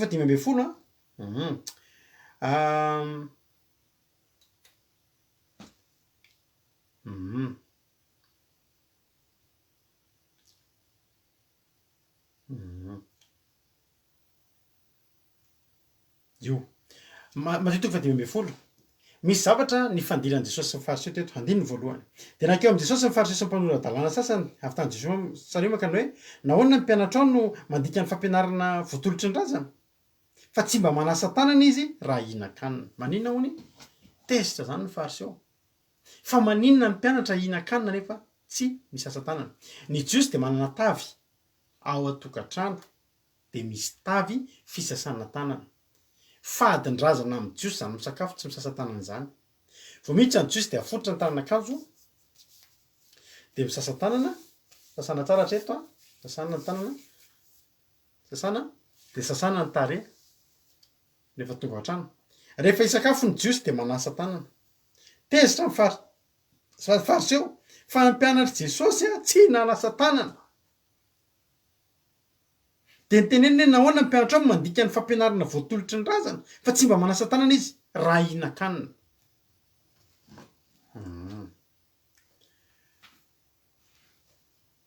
Zao amin'izay ary andininy fahafolo. Satria Jesosy tena teny hoe nivariany fanontaniana ny fariseo. Andininy fahatelo ary izy namarika hoe nahoana kosa ianareo no mandika ny didin'Andriamanitra no fampianarana voatolotra ho anareo. Zany hoe le fampianarana voatolotry ny razana ajain'ny fariseo sy ny mpanorandalàna atsakany sy andavana hoe mila misasa tanana, mila manao an'izao, zay vao manao an'izao. Iny zany le lalànan'olombelona iny. Lalànan'olombelona ilay voatolotry ny razana. Ohatra, be dia be zao tsika manana fahazarana atsika olombelona. Ohatra anankiray, misy fiangonana zay zao a, fitoriko teny taloha. Dia ity zao misy fomban-drareo tsara, mahafinaritra. Tsy manao kiraro miakatra eny ambony alitara. Tsy ratsy zany. Dia tsy maintsy manao bà fotsifotsy. Mety mino anay eto zao ny olona anatin'izany fiangonana zany. Misy fotoana raha tsy tafanao bà fotsifotsy dia mendrareo bà fotsifotsy. Halleloia. Efa misy bà fotsifotsy misy a. Zany zao zavatra tsara zo nge zany. Zany zao fandrindrana. Fandrindrana ao am-piangonana. Mba mahafinaritra mihitanao hoe bà fotsifotsy zao fa ny sasany menamena, maitsomaitso, ny sasany mavomavo ohatra. Fa izany a dia tsy hoe ao am-baiboly misy hoe tsy maintsy manao bà fotsifotsy vao miakatra eny amin'ny alitara. Tsy izan'izay fa fandaminana. Dia iny zao raha ohatra zao a ireo fiangonan'ireo dia mitohy voapitany amin'ny taranany faramandimby dia lasa fomban-drazana mihitsy zavatra hoe fahazarana hoe aiza ny bà fotsifotsy? Dia aiza ny bà fotsifotsy? Matoa ny tena zany, mino anazy zao zany fiangonana zany tsy ratsy zany fa tohizo. Fa tsy lalàna an'Andriamanitra. Zay aloha zany tsara fantatra. Tsisy hoe ao amin'ny didy folo dia manao bà fotsy na tsisy bà mihitsy ary taloha tsisy nanana bà fotsy taloha. Fa zay zany le zavatra anankiray. Ka niny sasa tanana? Andriamanitra tsy niteny hoe tsy maintsy misasa tanana ianareo fa raha zany ny tenen'Andriamanitra tsy maintsy nisasa tanana ny Jesosy ary tena nidresen'i Jesosy tsy maintsy nasa tanana ny mpianatra. Ny tena marina mpanasa tanana ary ny mpianatra. Fa rehefa niaraka tamin'i Jesosy dia nanadinodino niny sasa tanana. Jesosy tsy hoe voretra. Sanatria. Fa le sasa tanana Jesosy nge ravana malala na madina maloha toatra antsika manao gel ihany. Tsika zao miditra anatina supermarché za tena leo. Misy fotoana rehefa manao course dia eto aminay eto misy centre commercial dia misy karazana magasin maromaro. Dia isaky hoasy amin'iray no vidy zavatra dia gel. Hatsy amin'iray dia ny ataoko fombafomba sisa mody makeo amin'ilay hanina ny tanako fa ny tanako reraka be asiana an'ilay gel. Dia ny fariseo sy ny mpanorandalàna nge ravana taterina na tsy maloto koa aza ny tanana. Efa fahazarana fotsiny misasa tanana fa efa lasa fomba ilay izy. Zao amin'izay ny tenenin' Jesosy namalina an'izany. Matitoko 10:10. Ary niantso vahoaka keo aminy izy ka nanao taminy hoe mianoka mahafantara. Dia ianao koa tiako androany hahafantatra. Matitoko 10:11. Tonga dia hoe Mario, tsy izay miditra amin'ny vava no mahaloto ny olona fa izay mivoaka amin'ny vava no mahaloto ny olona. Tsy izay miditra amin'ny vava no mahaloto ny olona fa izay mivoaka amin'ny vava no mahaloto ny olona. Nazavain'i Jesosy zany tsy izay miditra amin'ny vava no mampaloto ny olona fa le mivoaka avy ao anatin'ny fon'ilay olona dia mivoaka eny am-bavany no mahaloto ny olona. Halleloia. Amen. Dia mbola tsy mazava tsara amintsika aloha izy zay tsy miditra amin'ny vava tena marina tokoa zany zay kisoa miditra amin'ny vavako ve dia ampaloto fa vakio. Zay tena ainao mamaky ianao teny hatramin'ny farany. Avakika indray any amin'ny andininy 20 izay tsy vakiny ny pasteranareo mihitsy dia izao. Matitoko 10:20. Hoy Jesosy, izany no mahaloto ny olona fa ny mihinana amin'ny tanana tsy misasa tsy mba mahaloto ny olona. Inona? Ny mihinana amin'ny tanana tsy misasa tsy mampaloto ny olona, satria na tsy misasa aza ny zavatra ny tananao nihinana n'inanao dia mivoaka any amin'ny fivoahana ihany hozy Jesosy. Aleloia. Mazava amintsika ve zay zavatra izay? Raha mihinana zavatra amin'ny tanana maloto zany ianao dia mivoaka any amin'ny alehany ihany, any amin'ny fivoahany ihany ny loto iny, fa tsy nahatonga anao maloto. Voalaza zany fa ny tenin' Jesosy eto hoe tsy izay miditra amin'ny vava dia mikasika ny tsy fisasana tanana. Mikasika ny tsy fisasana tanana. Ary Jesosy teto dia niteny any amin'ny 19 ka nanao hoe izay rehetra tsy nambolen'ny raiko izay avy any an-danitra teo ngotana. Ny dikan'izany tsy olana amin'i Jesosy manongotra ny fisasana tanana alohan'ny sakafo, fa Jesosy tsy nanongotra izay tenenin'Andriamanitra tao anatin'ny Baiboly. Tsy azon'i Jesosy atao zany. Za zao manan-janakalahy anankiroa. Raha miteny zao za, ohatra, isika ato an-trano dia tsy maintsy hidina ny trano rehefa tonga ny alina. Zany ray mpianakaviana.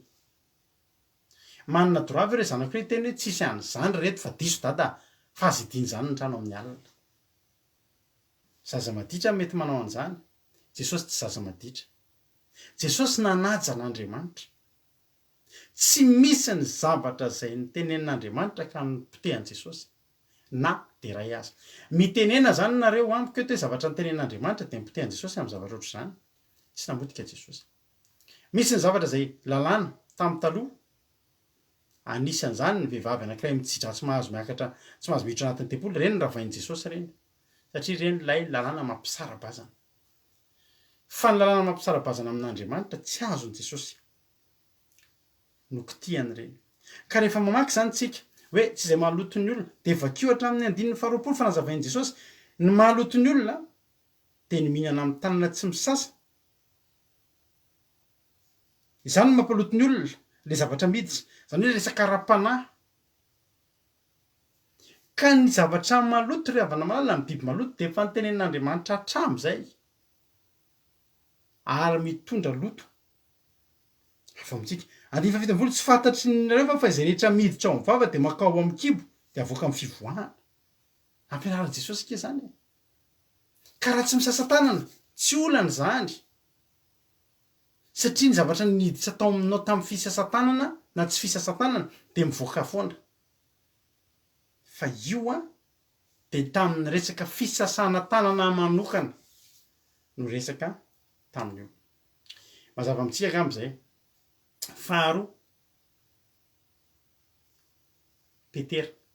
Tia koa verse matetika tonga amin'ny olona hoe ry Petera, raiso, vonoy ka hano. Rehefa noana be Petera teo amin'ny tao an-tampon-trano indray andro. Niany fikarakarana sakafo izy dia nahandro teo amin'ny tampon-trano. Noana izy. Rehefa akitsika izany teny izany manjary lasa ohatran'ny hoe manidina amin'izao. Asan'ny apôstôly misy an'izany teny izany. Asan'ny apôstôly toko 7. Asan'ny apôstôly toko 7. Amin'izay mantsy rehefa misy miteny iray dia mba tadidina hoe ay izay ireny tenen'ny raharahado. Asan'ny apôstôly toko 7. Ity zany ny zavatra tena mora vahana indrindra fa dia mahavariana, tena mahavariana. Tsy hitan'ny pastera. Ina mahatonga ny pastera tsy mety mahita an'io? Zao zany ny zavatra mitranga. Tsara fantatritsika fa ny zavatra rehefa tiana dia arovana. Dia raha tiana le kisoa ohatra na tia be an'io taloha, fa zaho aloha tsy orako n'Andriamanitra tsy niaro an'io fa rehefa nampianarina tamin'izany hoe maloto io dia naloto tsy nadefitra. Fa mahatonga ny olona tena miaro an'io satria tiana le izy dia hoe aleo fantatra fa misy réaction tezitra be mihitsy zao reny.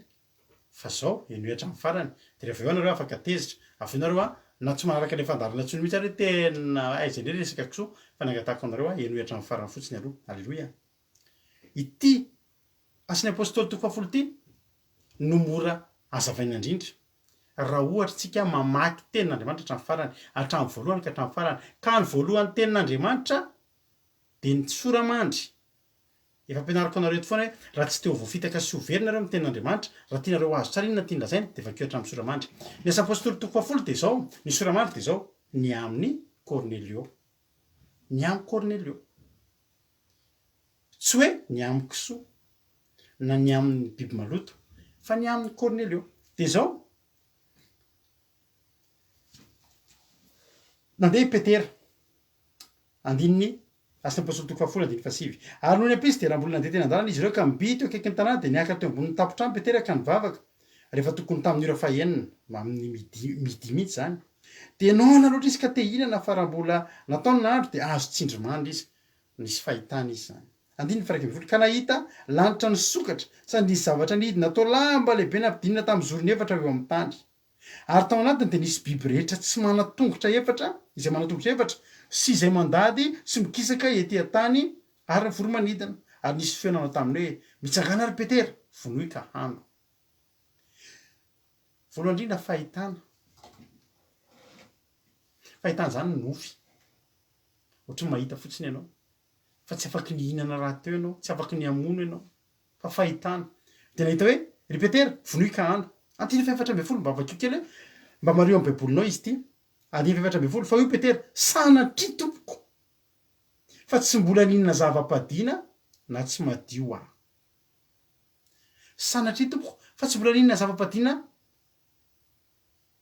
na tsy madio aho fanontaniana apetrako aminao firy taona Petera tao efa lehibe nge Petera tao ary indrindrindrindra efa avy nandalovan'i Jesosy ny fiainany efa mpianatra Jesosy efa nandalo teo Jesosy fanontaniana apetrako aminao raha miteny ny olona fa nidivon'i Jesosy navelan'i Jesosy nihinana amin'ny mpianatra fa maninona ke Petera zany nandika ny tenin'i Jesosy nefa Petera nte fa sanatry tompoko mbola tsy nihinana zava-badina hatram'izay ny ainany mbola tsy nihinana an'io izy nefa izy efa avy mpianatra Jesosy fa inona no an'ny sery Jesosy zany azo antoka sanatry tsy mbola nihinana an'io izy a niaraka tamin'i Jesosy zany tsy nihinana za zany miteny anareo rehefa mbola tianareo ny kisoa dia hoanina araka tenenina Bavamariso hoe somefa azo hoanina fa aza miteny efa nidivon'i Jesosy fa Jesosy tsy nampihinana kisoa ny mpianatra satria Petera tena sanatry tompoko fa tsy mbola ninona zava-padiana na tsy madio a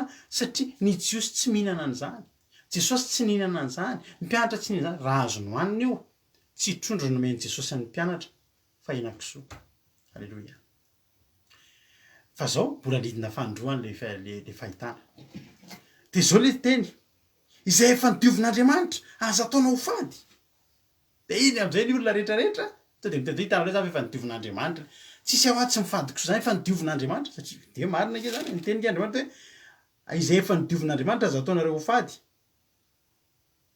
efa nidiovin'Andriamanitra dia miezaka mijery tsika anatin'ny baiboly mandainga ary ve io tenin'Andriamanitra io hoe izay efa nidiovin'Andriamanitra aza ataonareo fady taiza ho aiza tatiko zany a marapatonga ny asan'ny apôstôly toko fafolo no nanadiovin'Andriamanitra ny zany zavatra zany ireo zavatra nidina teo na i Petera ary tonga zany hoe tena tsy mahita tenin'Andriamanitra zany mba mpianatra Jesosy any fa efa nidiovinao io za tsy nahalala tamin'ny taiza ho aiza io Andriamanitra no nidiovinao intelo nanaovana izany ho tenin'Andriamanitra dia nakarina tany an-danitra niaraka tamin'izay zavatra zany hoe intelo natao zay zavatra zay fa inona natao Petera intelo nanda fa maninona ary Petera mandany fa efa Andriamanitra zao no miteny hoe hoano raisoko hano voalohany indrindra fahitana io fary manakaraka zany mbola tena taorinange Petera dia zao hoe raha mbola nieritreritra tao am-poniny amin'izany ny aton'izany fahitana zany Petera zany hoe Petera zany ravana tena tona saina ahoana ary zany nanomboka tany amin'ny andro Noa efa hoe maloto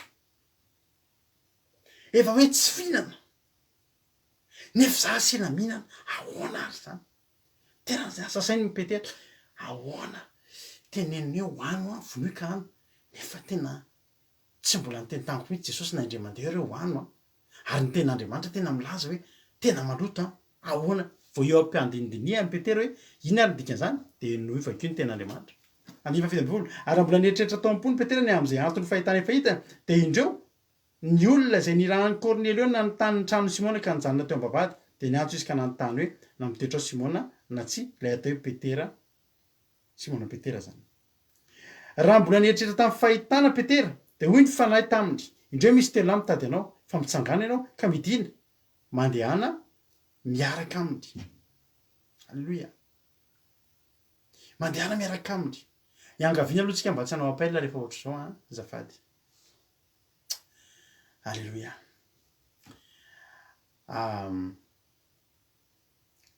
Peut-être zany tena mbola lasa saina mihitsy ry havana.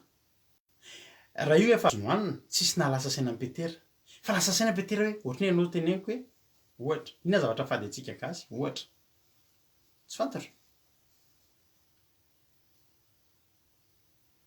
Mieritrereto fotsiny hoe zavatra ray tena tsy fanaonao hatramin'izay fa asiana ataonao de tena lasa saina hoe fa ahoana ary zany? Za ve de tena azoko atao? Tonga ny fanamasina miteny taminy. De zao no toy ny tantara io. Nisan'ny Cornelio niantso azy. Mitsangana ianao mankany aminy ary aza misalasala. Fa izany naniraka azy. Ary Petera nidina tany amin'ireo olona ireo de niteo ity azy tediavinareo. Inona ny antony tediavinareo? De Cornelio, kapiteny lehilahy marina sady matahotra an'Andriamanitra ka tsara laza amin'ny firenena Jiosy rehetra de efa natoron'ny anjely hevitra na hapakanao any an-tranony izy mba hihaino ny teny avy aminao. De lasa Petera nakany. Ary noho ny ampitso de niainga Petera ka niaraka taminy. Ary ny rahalahy sasany koa avy tany Jopa niaraka taminy. Ary noho ny ampitso de indro tonga tany Kaisarea izy ary Cornelio niandry azy efa nampiangona ny havany sy ny sakaizany. Ary raha vao niditra Petera de nitsena azy Cornelio ka nikohaka teo amin'ny tongony sady nitsoaka azy fa Petera nampitsangana azy ka hoe mitsangana fa za de olona ihany. Ary noho niresaka taminy izy de niditra tao an-trano ka nahita ny olona tafangana tao 220 de hoy 220 tsy pio amin'ny pepolonao am'izay de hoy izy taminy. Ianareo malala fa fady amin'ny Jiosy ny anandrarana iantrano amin'ny olona hafa firenena nefa za efa nampahafantarin'Andriamanitra fa tsy misy azoko atao hoe fady na tsy madio. Io ny dikan'le fahitana. Hitanao ny endrik'le biby maloto rehetrarehetra hitan'ny Petera tsy hoe ohatranao ihany manofy enjehan'ny biby manofy enjehan'ny omby ianao de tsy hoe ianao ny enjehan'ny omby fa ny hevitry ny nofiny misy manisy ratsy anao ny ambadimbadika any. Mety misy mamosavy anao sa sisy zay ny hevitry ny nofy rehefa enjehan'ny omby masiaka ohatr'ireny ianao. Azonao zany. Fa tsy hoe rapitso anao de ahita omby na mienjika anao.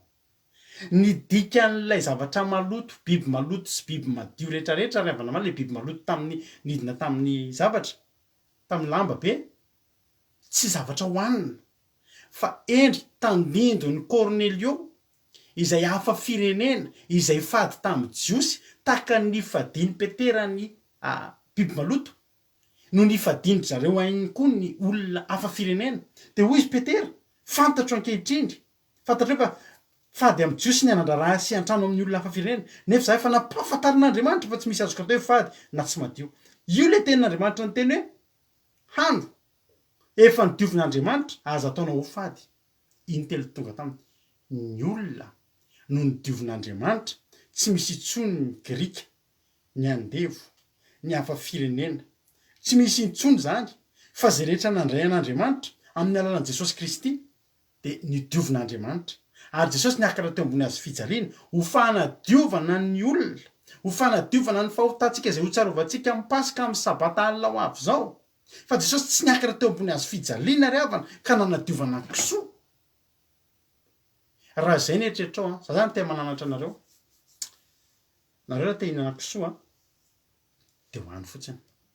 De teneny hoe tsara ty de hoaniko ty. Fa aza miteny an'izany fa blasphémie zany.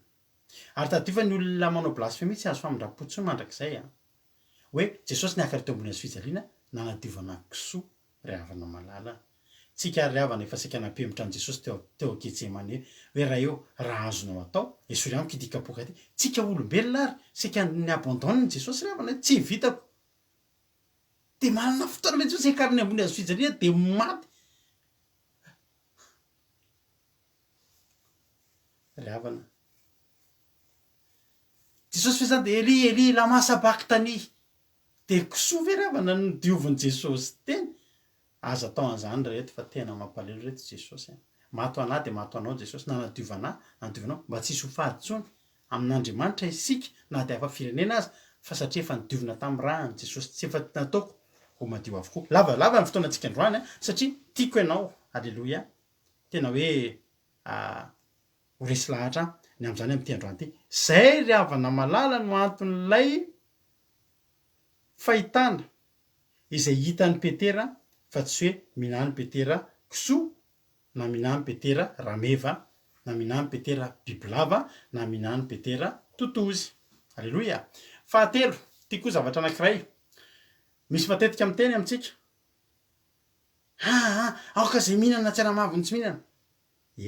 Misy an'zany ao Baiboly. Romanina 7:20. Romanina 7:20 nge vakikitsika.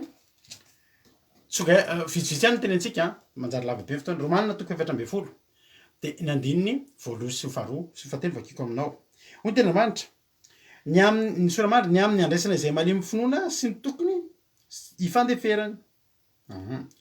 Andiny voalohany. Romanina 7:20. Ary raiso ny malemy finoana nefa aza mandray azy hitsarana ro ny eritreriny.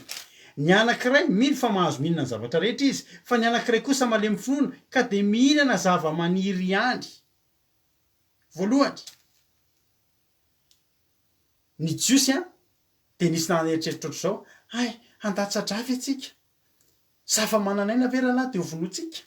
Ohatra anazy zao tsara fantatrao fa za tsy mahavita mamono akoho. Za tia biby be. Na ny akohako ary taloha tsy hoaniko zany fa tena ompiako. Kilalao ako. De manana sentiment be mihitsy zany am'le biby. De za zao tena anao, za zao tsy mahavita mandeha ohatry ny mampalama mahita mitaingina sarety am'reny omby reny. Ohatry mahatsiaro hitako ohatry ny hoe mavesatra izy. De misy olona zany tsy mahasahy mihinana hoe hihinana aina zany tsy vitako zany. Fa za koa hihinana zava-maniry ihany tam'zany de fa nisy ny olona atao hoe végétarien, zany hoe tsy mihinana hena fa mihinana zava-maniry fotsiny. Zay zao manana totokena ohatry hoe totokena fa végétal, tsisy hena zany fa ohatry mihinana totokena. Zany hoe misy olona zany mifidy mihitsy hoe za tsy hihinana hena fa za hihinana zava-maniry fotsiny. Ny anankiray ozy izy indray mihinana ny zavatra rehetra, le mihinana ny zavatra rehetra tsy hoe hohanina na totozy na kisoa na alika, fa mihinana ny zavatra rehetra zany hoe mihinana hena de mihinana zava-maniry. Satria ny jiosy tam'zany efa tsisy adevitra tsony nareo hoe mihinana kisoa sa tsy mihinana kisoa, ny jiosy rehetra tsy misy mihinana kisoa. Halleloia. Fa mihinana ny zavatra rehetra zany le rehetra tenenina eto na zava-maniry sy zava-mananaina. Fa ny zava-mananaina tsy miresaka zavatra maloto mihitsy eto, zavatra madio satria Petera ho any teny tsy hatramin'izay nena ka tsy mbola nihinana zava-padina. Fa teto am'zay misy ny olona mihinana zava-maniry ihany de fanameloko reo. Ny sasany miteny, nareo ve rahalahy te zava-mananaina ve rahalahy te hohaninareo? Aza manao an'zany. Ny sasany ndray, nareo rahalahy vomafy zava-manana hena tsara tarehy. Fean'akoho be ty ve rahalahy de henanareo zava-maniry ihany. Ozy izy Pete, ozy izy Paoly. Aoka ny mihinana tsy hanamavy ny tsy mihinana, ary aoka kosa ny tsy mihinana tsy tsara ny mihinana. Fa Andriamanitra nefa nandray azy. Iza moa anao zay mitsara mpanompony hafa, amin'ny tompony ihany ny jorony sy halavony, nefa mpitoerina ihany izy, fa mahay mampitoetra azy ny tompo. Zany hoe, le hoe aoka ny mihinana tsy hanamavy ny tsy mihinana, aoka ny végétarien zany tsy hanamavy ny mihinan-kena. De aoka ny mihinan-kena tsy anenjika, tsy hitsara ny végétarien. Zay io fa tsy resaka kisoa, tsy resaka alika, tsy resaka omby, tsy resaka ondry, tsy resaka osy. Mazava aminareo koa zany iny loha. Alleloia. Ity koa misy anankiray, ary ty ny tena zavatra ngeza-be koa ty. Misy miteny tsika hoe i Paoly nampianatra antsika, Paoly nitory. Zao mantsy fa naniko mihitsy miresaka anareo zavatra any amin'ny testameta vaovao, satria nareo de miteny fa tany amin'ny testameta taloha tsy fihinana ny kisoa, fa taty amin'ny testameta vaovao efa andro fahasoavana de nidivon'i Jesosy sanatria de sanatria. Korintana faharoa, amaranako azy. Lava ny fotoana. Korintana faharoa, toko enina, andiny fafito amby folo nge vakitsika. Hoy ten'Andriamanitra. Ozy izy Paoly.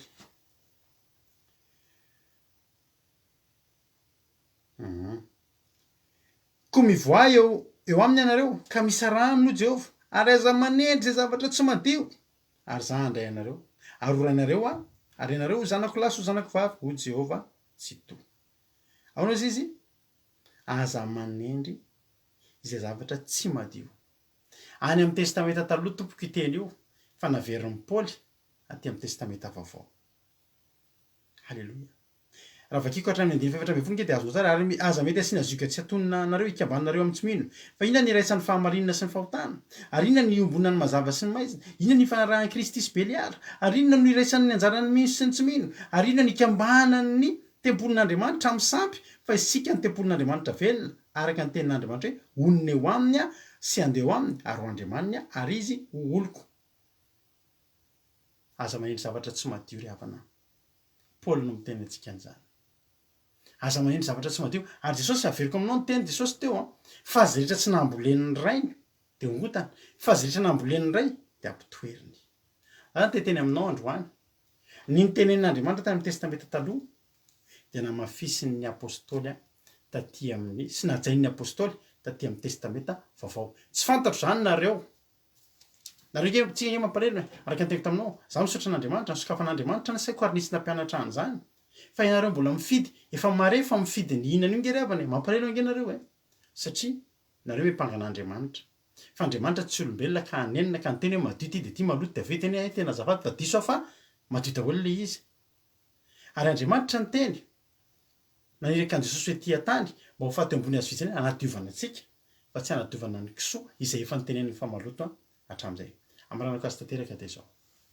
Isaia misy mipetsaka mantsika manontany eny ary karaha zany ary no izy raha naralado a dia zao fantanina tsotra ny apetraka ay ohatra mety manitikitika anao zany mahavely hoe fihinan-kisoa samy mahavovonjy tsy ny kisoa ihany a fa ny zava-padira fa kisoa aloha zao no resantsika satria mino fa tsisy olona mihinana alika eto na mihinana satria reny zavatra samy maloto daholo fa kisoa ny resantsika aloha io mantsy tena malaza ary io ny tena maharomotra ny olona rehefa teneniny io zao zary teniko anareo mety manontany nareo very ary ve ny olona mihina kisoa sa tsy very dia zao ny abaliko anareo tsy fantatro tsy zahako ny eo amin'ny varavaran'ny lanitra ka apiditra atsika rehetrarehetra za koa mbola isisika avao tsy anahako ny lakile an'ny fanjakan'ny lanitra tsy za manana ny lakile an'ny fiainana mandrakizay fa raha ny baiboly ny jereko ry havana dia valiko aminao ampahatsorana tsy ampisalasalana fa mahavery ny fihinanana zava-padiana zava-maloto Isaia amranako azy fa 5:20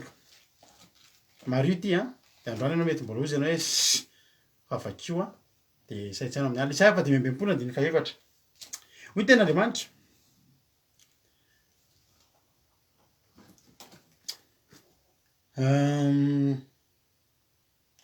andiny faharoa Isaia fa 5:22 namelatra ny tanako nandritry ny andro a tamin'ny firenena mihodina izay mandeha amin'ny lalana tsy tsara araka amin'ny fisainany ihany dia firenena izay nahatezitra mandrakariva na dia masoko azy izay mamony zavatra tao fanatitra eo an-tanimboly ary mandoto disika azo manitra eo ambonin'ny tanimanga dia izay mipetraka eo amin'ny fasana ary mitoetra mandritry ny alina eo am-pierena sady mihinana hena kisoa ary ndrony ny hena fahavetavetana no eo amin'ny loviany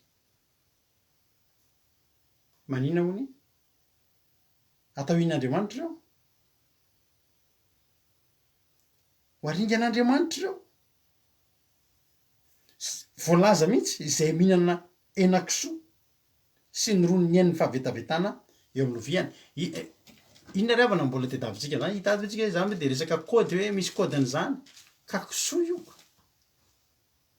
dia za ve ry havana maino an'izany dia mbola hitenena hoe nidiovin'andriamanitra ny kisoa ary farany dia farany andiny 7:10 amin'ny Isaia 9:20 izay miteny manao hoe fa ino andiny 10:20 Isaia 9:20 azafady Isaia 9:20 andiny 10:20 fa indro Jehova ho avy amin'ny afo ary tahaka ny tadio sy ny kalesiny mba hanao famarina amin'ny fahatezerana ny mirehatra sy ny fitenena ny mafy amin'ny lafo fa ny afo sy ny sany no entin' Jehova ifandahatra amin'ny nofo rehetra ary ho maro ny voaringan'i Jehova izay manamasina sy manadio ny tenany eo tam-boly ka manaraka ny ira eo afovoany ary mihinana hena kisoa sy zava-betaveta ary ny totozy dia hiaraka ho levona avokoa ho Jehova fantaniana ny apetrako aminao aloha tsy ianao ny anontany velona ve voavonjy ve ny olona mihinana kisoa sa tsy voavonjy dia fantaniana apetrako aminao raha miteny Andriamanitra hoe hiaraka levona avokoa voavonjy ve ny olona levonin'i Jehova sa tsy voavonjy ry havana malala ao amin'ny tompo tiako ianao za koa teo alohanao dia nihinana zava-padiana tsy nihinana ntsony satria za te ahita an'Andriamanitra satria ny loto izay miditra ao anatiko amin'ny ara-panahiko amin'ny fikatsiako ny zava-maloto ny zava-padina de tsy ahitako an'Andriamanitra fa mampisaraka amin'Andriamanitra tsy mihinana tsony ankehitriny 14 taona tsy nihinanako an'izany maro ny vokatra ny ara-panahy aloha voalohany indrindra reko fa nanana fifandraisana tamin'Andriamanitra ny nomboka teo reko fa tena misy fanahy masina midina ao aminahako ny ara-pahasalamana ohatra ny anabavy soameva taloha isaky ny tapa-bolana isaky ny ray volana ampidirana ra le lio teneniny anao ampidirana ray litra sy tapany fa tsy tiany lasa izy ny tena tam'izany izao toetra hoa aza mihinana telo volana nareo taizana aretina rehetrarehetra eo tensionnaire ianao na tsy fantatro diabetika ianao tsy fantatro zay aretinao tsy fanafody fa andrambo zany hoe mifady zava-padiny zany atsara finanana biby maloto fa sy tonga de teneniko anao fa ho afaka aminao zany aretina manaranaka zany za nge raha nataranaka diabetika za io fa tsisy diabety zany tsony satria fa zany inona fanafody tsy nihinako sotsony a tompoko tsy kisoa ihany fa ny zava-padina rehetrarehetra ny ova ny zavatra rehetra teo amin'ny fiainako na ny ara-panahy na ny ara-nofo no tsapain'ny tanako zany teo alohanao ny hihinana an'io na nienjika ny olona tsy mihinana an'io fa za androany miteny anao pahabe maso raha misalasala ny olona rehetrarehetra zay mahafantatra momba an'izany fa matahotra ny amin'ny tombotsoany eto amin'ny fandarana andramboka izao tsy misy tombotsoa andrasanay aminao ny tombotsoanay aminao de anao mahafantatra ny marina de anao manamasy tena de tsika efa pitatana ao any an-danitra ny biby maloto de nataon'Andriamanitra tsy fihinana hatramin'izay aharo mandrakizay Jesosy tsy nampihinana an'ireny tamin'ny mpianatra Jesosy tsy niakatra teo ambony hazo fijaliana na nadio an'ireny i Paoly tsy nandrisika ny olona mba hihinana an'ireny sanatria de sanatria fa i Paoly ary niteny tamin'ny olona aza manendry amin'ireny i Petera de tsy nihinana tamin'ireny fa fahitana fotsiny iny na nentin'Andriamanitra nanoarana ny amin'ny tsy tokony anilikily amin'ny Petera ny Cornelio sy ny fianakaviany satria efa nidiovin'Andriamanitra tamin'ny alalan'ny rahan'i Jesosy teo ambony hazo fijaliana Jesosy tsy nanadio kisoa fa aza miteny an'izay tsony ianao mandrakizay ho any fotsiny raha mbola hitanao hoe tianao fa Jesosy aza mpangainao hitenenanao ratsy fa nidiovin'i Jesosy teo ambony hazo fijaliana ny kisoa sy ny totozy sy ny voalavo sy ny bibilava alleloia ary fitiavana anao ny hitenenanao an'izany androany zany miteny anao mety tezitra be anao tena teneniko anao fa marina fahamarinana zany teneniko anao zany ozy anao za tezitra be amin'ny raha rakotsaramo fa tsy avela mihina kisoa fa ny Andriamanitro tsy foko tezitra amiko hoe fantatro ny fahamarinana fa tsy nyzaraiko anao mety tsy resy lahatra ianao androany ho avy ny fotoana raha mbola tian'Andriamanitra koa ianao halleloia de Andriamanitra no andresy lahatra anao mahereza ho anareo zay tsy mihinana toy izo ny fanahy masina de tsy mitoetra am'izay tsy masina azaka agy nareo mety olona mivavaka be ianao mihina kisoa sarotra am'izany olo zany no tafilatsaka anaty fijangajangana satria maninona satria ny loto de ao amin'ny loto ihany mety olona mivavaka be ianao fa miady mifandritaka tsy misy farany tsy mahagagy zany avany amin'iza moa ny fifandirany fa za teny aminao androany tehirizo ny fanahy masina manamasina ny teny anao aza mikasika zavatra tsy maloto ny kisoa hitanao tsika zao raha miopibitro ianao tsy olana nge raha mbola velona zany reny tsy maninona tsy azonao hoaniny reny ara-faty reny tsy azonao kotia fa ianao afaka miopibitro nge ianao raha mbola tianao raha afaka miopo kisoa nge ianao tsy fahotany zany ohatritsika miopy alika ihany fa ny mihinana ny atao hoe manendry de ny mihinana ary rehefa maty iny de tsy kasihanao tsony ka ho anareo mety misy nareo mpahandro sakafo manaova gant ary io ny gant rehefa aveo aza manendry an'ireny fa maloto ireny rehefa maty ary aza mihinana an'ireny fa tsy mampitoetra fanamasina anatinao fa ny zavatra mitoetra anatin'ireny de loto mitovy aminazy ihany de fanahy maloto zany samy mahery samy tain'Andriamanitra raha mbola misy manana fanontaniana tsy olana mihitsy antanio vonona maly anao zay ary farany ny olona tsy mihina kisoa noho ny fivavahana de aza tenenareo hoe mitsara fa ny olona mampihinana kisoa no tena mitsara ny olona zay mitoetra tsy mihinana zay mora avana inona no tsara anaiky tenin'andriamanitra nke nyterenena taminao fa tsisy ny tsara anao tsika reo samy tsara ny tenin'andriamanitra fa ny olona mihinana sy mampinana no mitsara anay izay tsy mampinana ka tsara loe nareo a mitsara ivelany sy ny sisa fa tenin'andriamanitra ny zarentsika teto satria mahery satria tenin'andriamanitra tianao jesosy a dia voninahitra ho azy rery ihany a lavalava ny fotoanantsika androany satria tsy maintsy nazavaina taminao zany alleloia dia voninahitra ho an'andriamanitra ihany misaotra anao nahatra ny hatramin'ny farany a alleloia amen toepo tenenemy toepo a jesosy alleloia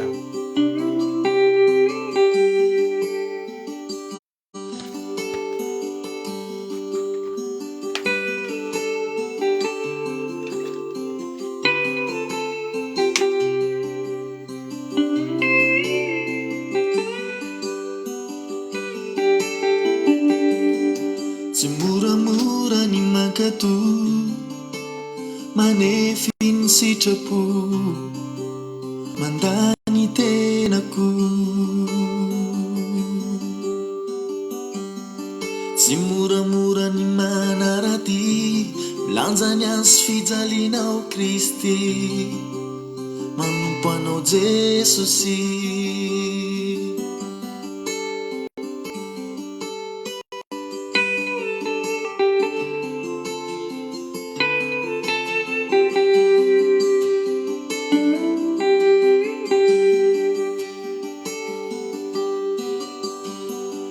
tsy voatery ampifaly ahy ny nofoko mangay ahy fa mazovana ny fanahy ny fanamasinantena amiko no tena rena dia ny miaina amin'ny fanitretena farangilananao no lalako zay sitraka no sitrako ny herinao no eriko tsy zay teko fa zay tinao ny fievitro tsy mafievitra akato ny sitrapona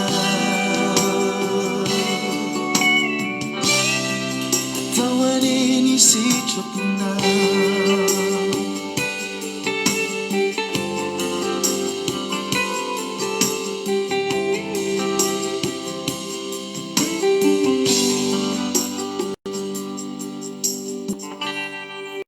indraindray tosarotrikena fa ny fiainana dia fanitretena zaho ane tsy maintsy miena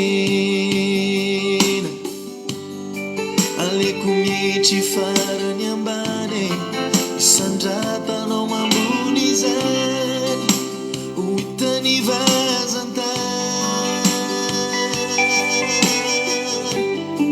farany lalanao no lalako zay sitraka no sitrako ny herinao no eriko tsy zay teko fa zay tinao ny fievitro tsy mafievitra akato ny sitrapona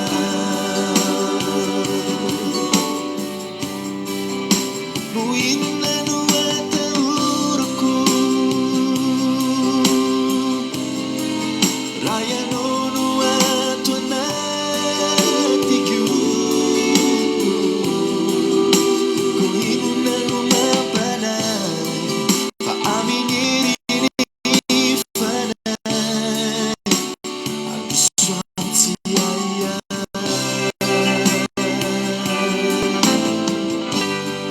farany lalanao no lalako sitraka sitrako ny herinao no eriko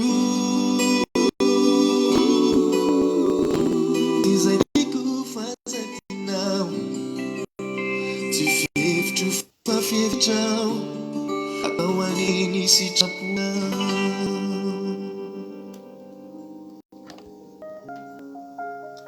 amen ry havana ohatsika mbaky zany ry havana malala za androany mino fa tena nalahatra Andriamanitra tahaka ny fanindahatra kintana sy volana reny zavatra hitranyseho teto reny androany satria tiany ianao za miny fa misy olona tena tian'Andriamanitra tena andrasan'Andriamanitra rehefa neto akatohan'izany za teneko anao fa za rehefa namalalina tena nitondra fisokafana ngabe teo amin'ny ara-panahiko sy teo amin'ny ara-nofoko ny fifadiako ny zava-padina dingana ray ngeza be teo amin'ny fiainako mihitsy ary tena nanokatra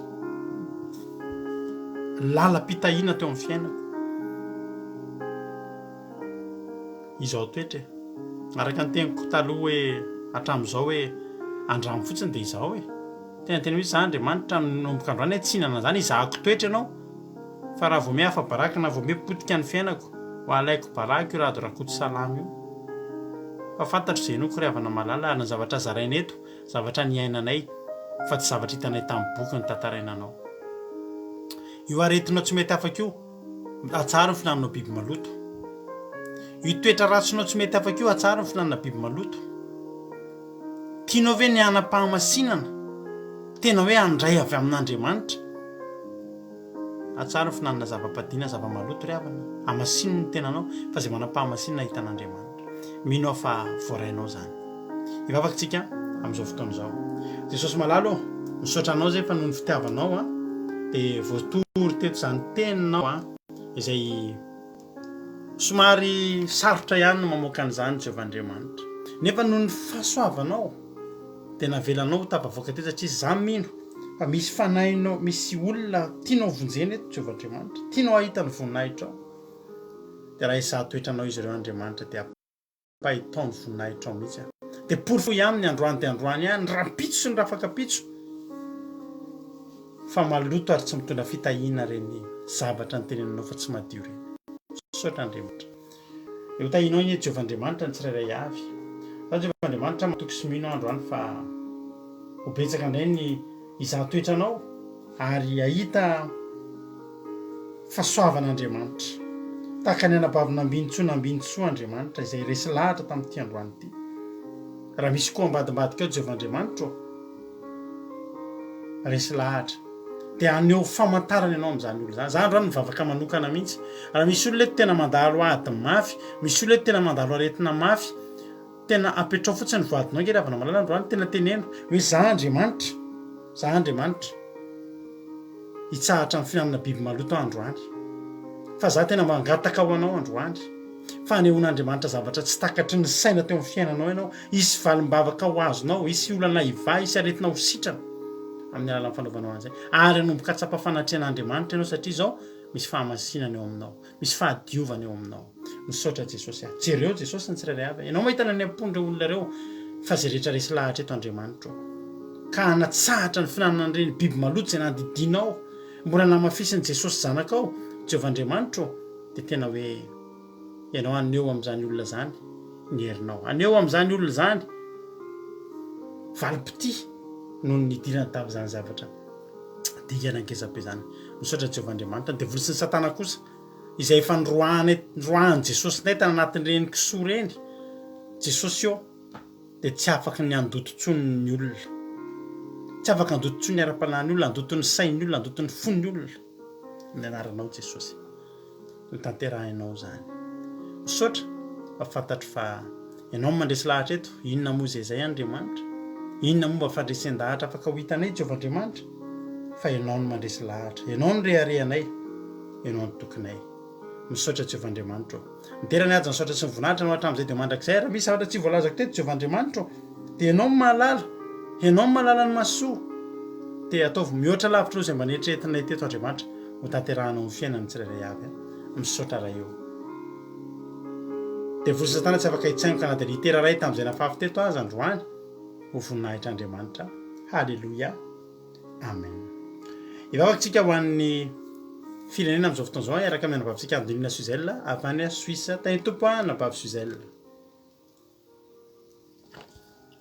tainy tompo pasitera dia tainy tompontsika rehetra mbola ary vavaka indray antsika ary mbola misaotra anao zay Andriamanitra ray masino mankasitraka anao zay Jesosy fa voatory teto indray izany teny mamy avy aminao izany mankasitraka anao zay ray io noho ny fitiavanao anay mbola nafanay mbola nieno an'izany teninao izany fantatro tsara Jesosy fa mbola maro ny olona tsy resy lahatra ny amin'izany finanana zava-padiny izany Jesosy mbola maro be tokoa ny olona mbola minimikipy manoloana an'izany teninao izany ka izany no voatory Jesosy fantatray fa avy aminao satria mbola misy olona indray tianao taomina Jesosy tianao taomina mba anaraka sy heno izany teninao izany mbola misy olona indray tianao resena lahatra Jesosy amin'izao ora sy fotoana izao dia mankasitraka anao izay Jesosy malalo voatory teto ny teninao dia anao anie Jesosy miasa amin'izay teny rehetra izay nitoriana teto izany mba tsisy ho latsaka izany na dia litera iray aza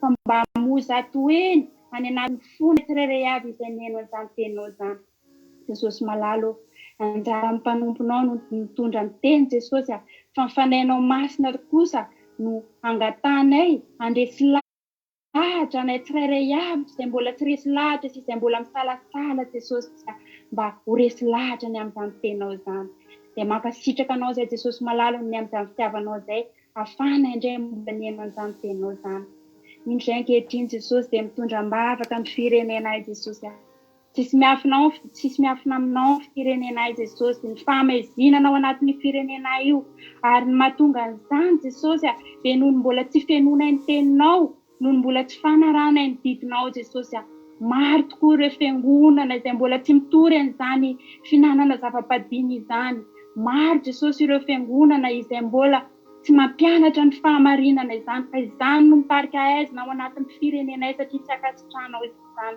satria ny finananay an'izany Jesosy dia mitarika loto na amin'ny ara-batanay izany na indrindra ny ara-pananay izany mandoto ny fananay izany tsy mitarika fahamasinana eo aminay izany ka izany manarina ny mahatonga aizina ao anatin'ny firenenay Jesosy dia miangavy anao Jesosy malalo mba hampiasa an'ireo mpanomponao tsirairay avy ianao mba handresy lahatra indrindra fa ireo mpitondra fiangonana tsirairay avy Jesosy mba horesy lahatra izy ireo ary mba handresy lahatra koa mpianao aminy mba hanaraka izany didinao izany mba hahatonga anao hitahy io firenena io Jesosy malalo satria raha tsy manana fahamasinana izahay dia tsy hahitanao ary ianao Jesosy dia tsy hijery anay tsy hanavitra anay tsy hijery an'io firenena io raha tsy manaraka ny teninao izay raha tsy manana an'izany fahamasinana izany izay dia izany Jesosy malalo ny angatahanay amin'izao ora sy fotoana izao amin'ny firenena io Jesosy anao anefanay masino miasa ao anatin'ireo mpitondra fiangonana tsirairay avy ireo mpiasanao izay nofidianao Jesosy mba hitory ny tena fahamarinanao marina mba hitory ny tena didinao marina izay akasitranao Jesosy mba ahafahanao mitodika amin'ny firenena io mba ahafahanao mamindra koa amin'ny firenena io mba ahafahanao manafaka ny firenena io amin'ny aizina izay manarina azy Jesosy dia mankasitraka anao sahady izay Jesosy fa henonao izany rofaka izany jerevy Jesosy malalo ireo izay marary any amin'ny hopitaly jerevy Jesosy malalo ireo izay any ampigadrana jerevy Jesosy malalo ireo izay tsy manan-koanina tsy manan-kelofana ireo izay mahantra Jesosy ny vahaolana amin'izany dia ny fahamarinanao rery ihany izany rery ihany Jesosy ny vahaolana ahafahanay miala amin'ny fanotrana Jesosy ny fanarana ny didinao ny fanarana ny teninao na ireo mpitondra izany na ireo mpitondra fivavahana izany dia anao anefanay masino ny andesy lahatra n'izy ireo tsirairay avy ny andesy lahatra n'ireo mpitondra isany ambaratonga ny hiala amin'ny ratsy rehetra Jesosy hiala amin'ny fitiavatena hiala amin'ny corruption sy ny rehetrarehetra Jesosy dia reseo lahatra izy ireo fanay masino izay dia tsy mahavita na inona fa mitondram-bavaka ihany azonay atao Jesosy dia izany mahatonga anay trotram-bavaka n'izao firenena izao mba ahatonga anao hijery sy hanafaka an'izany firenena izany amin'ny fahoriana mafy izay manjoa an'izany firenena izany dia mino izahay Jesosy malalo fa nieno an'izany vavaka izany ianao izay rehetra nieny teto kosa Jesosy dia tahirizo izay tsirairay avy Jesosy malalo tahirizo izay Jesosy mba hitoetra ao aminao mandariva indrindra fa hieny ny teninao sy hanaraka izay sitraponao Jesosy malalo dia raha tory izahay dia anao nitantana sy vimbinay tsirairay avy amin'izay toerana misy anay anao niaro anay amin'ity alina ity Jesosy ny anjelinao nitovo manodidina anay tsirairay avy mba ho trahatra ny rapitso maraina indray dia nideratsy ny lazary voninahitra dia ho anao rery any hatramin'ny taloha indrindra ka ho mandraky ray masino alleloia amen alleloia sotra betsaka ny anabavintsika Suzelle tao anatin'izay bavaka ho an'ny firenena izay matsiro mahafinaritra dia fiadanan'ny tompony eo amintsika tsirairay avy misaotra ny anabavintsika rehetra izay nandray anjara teto raha anabavintsika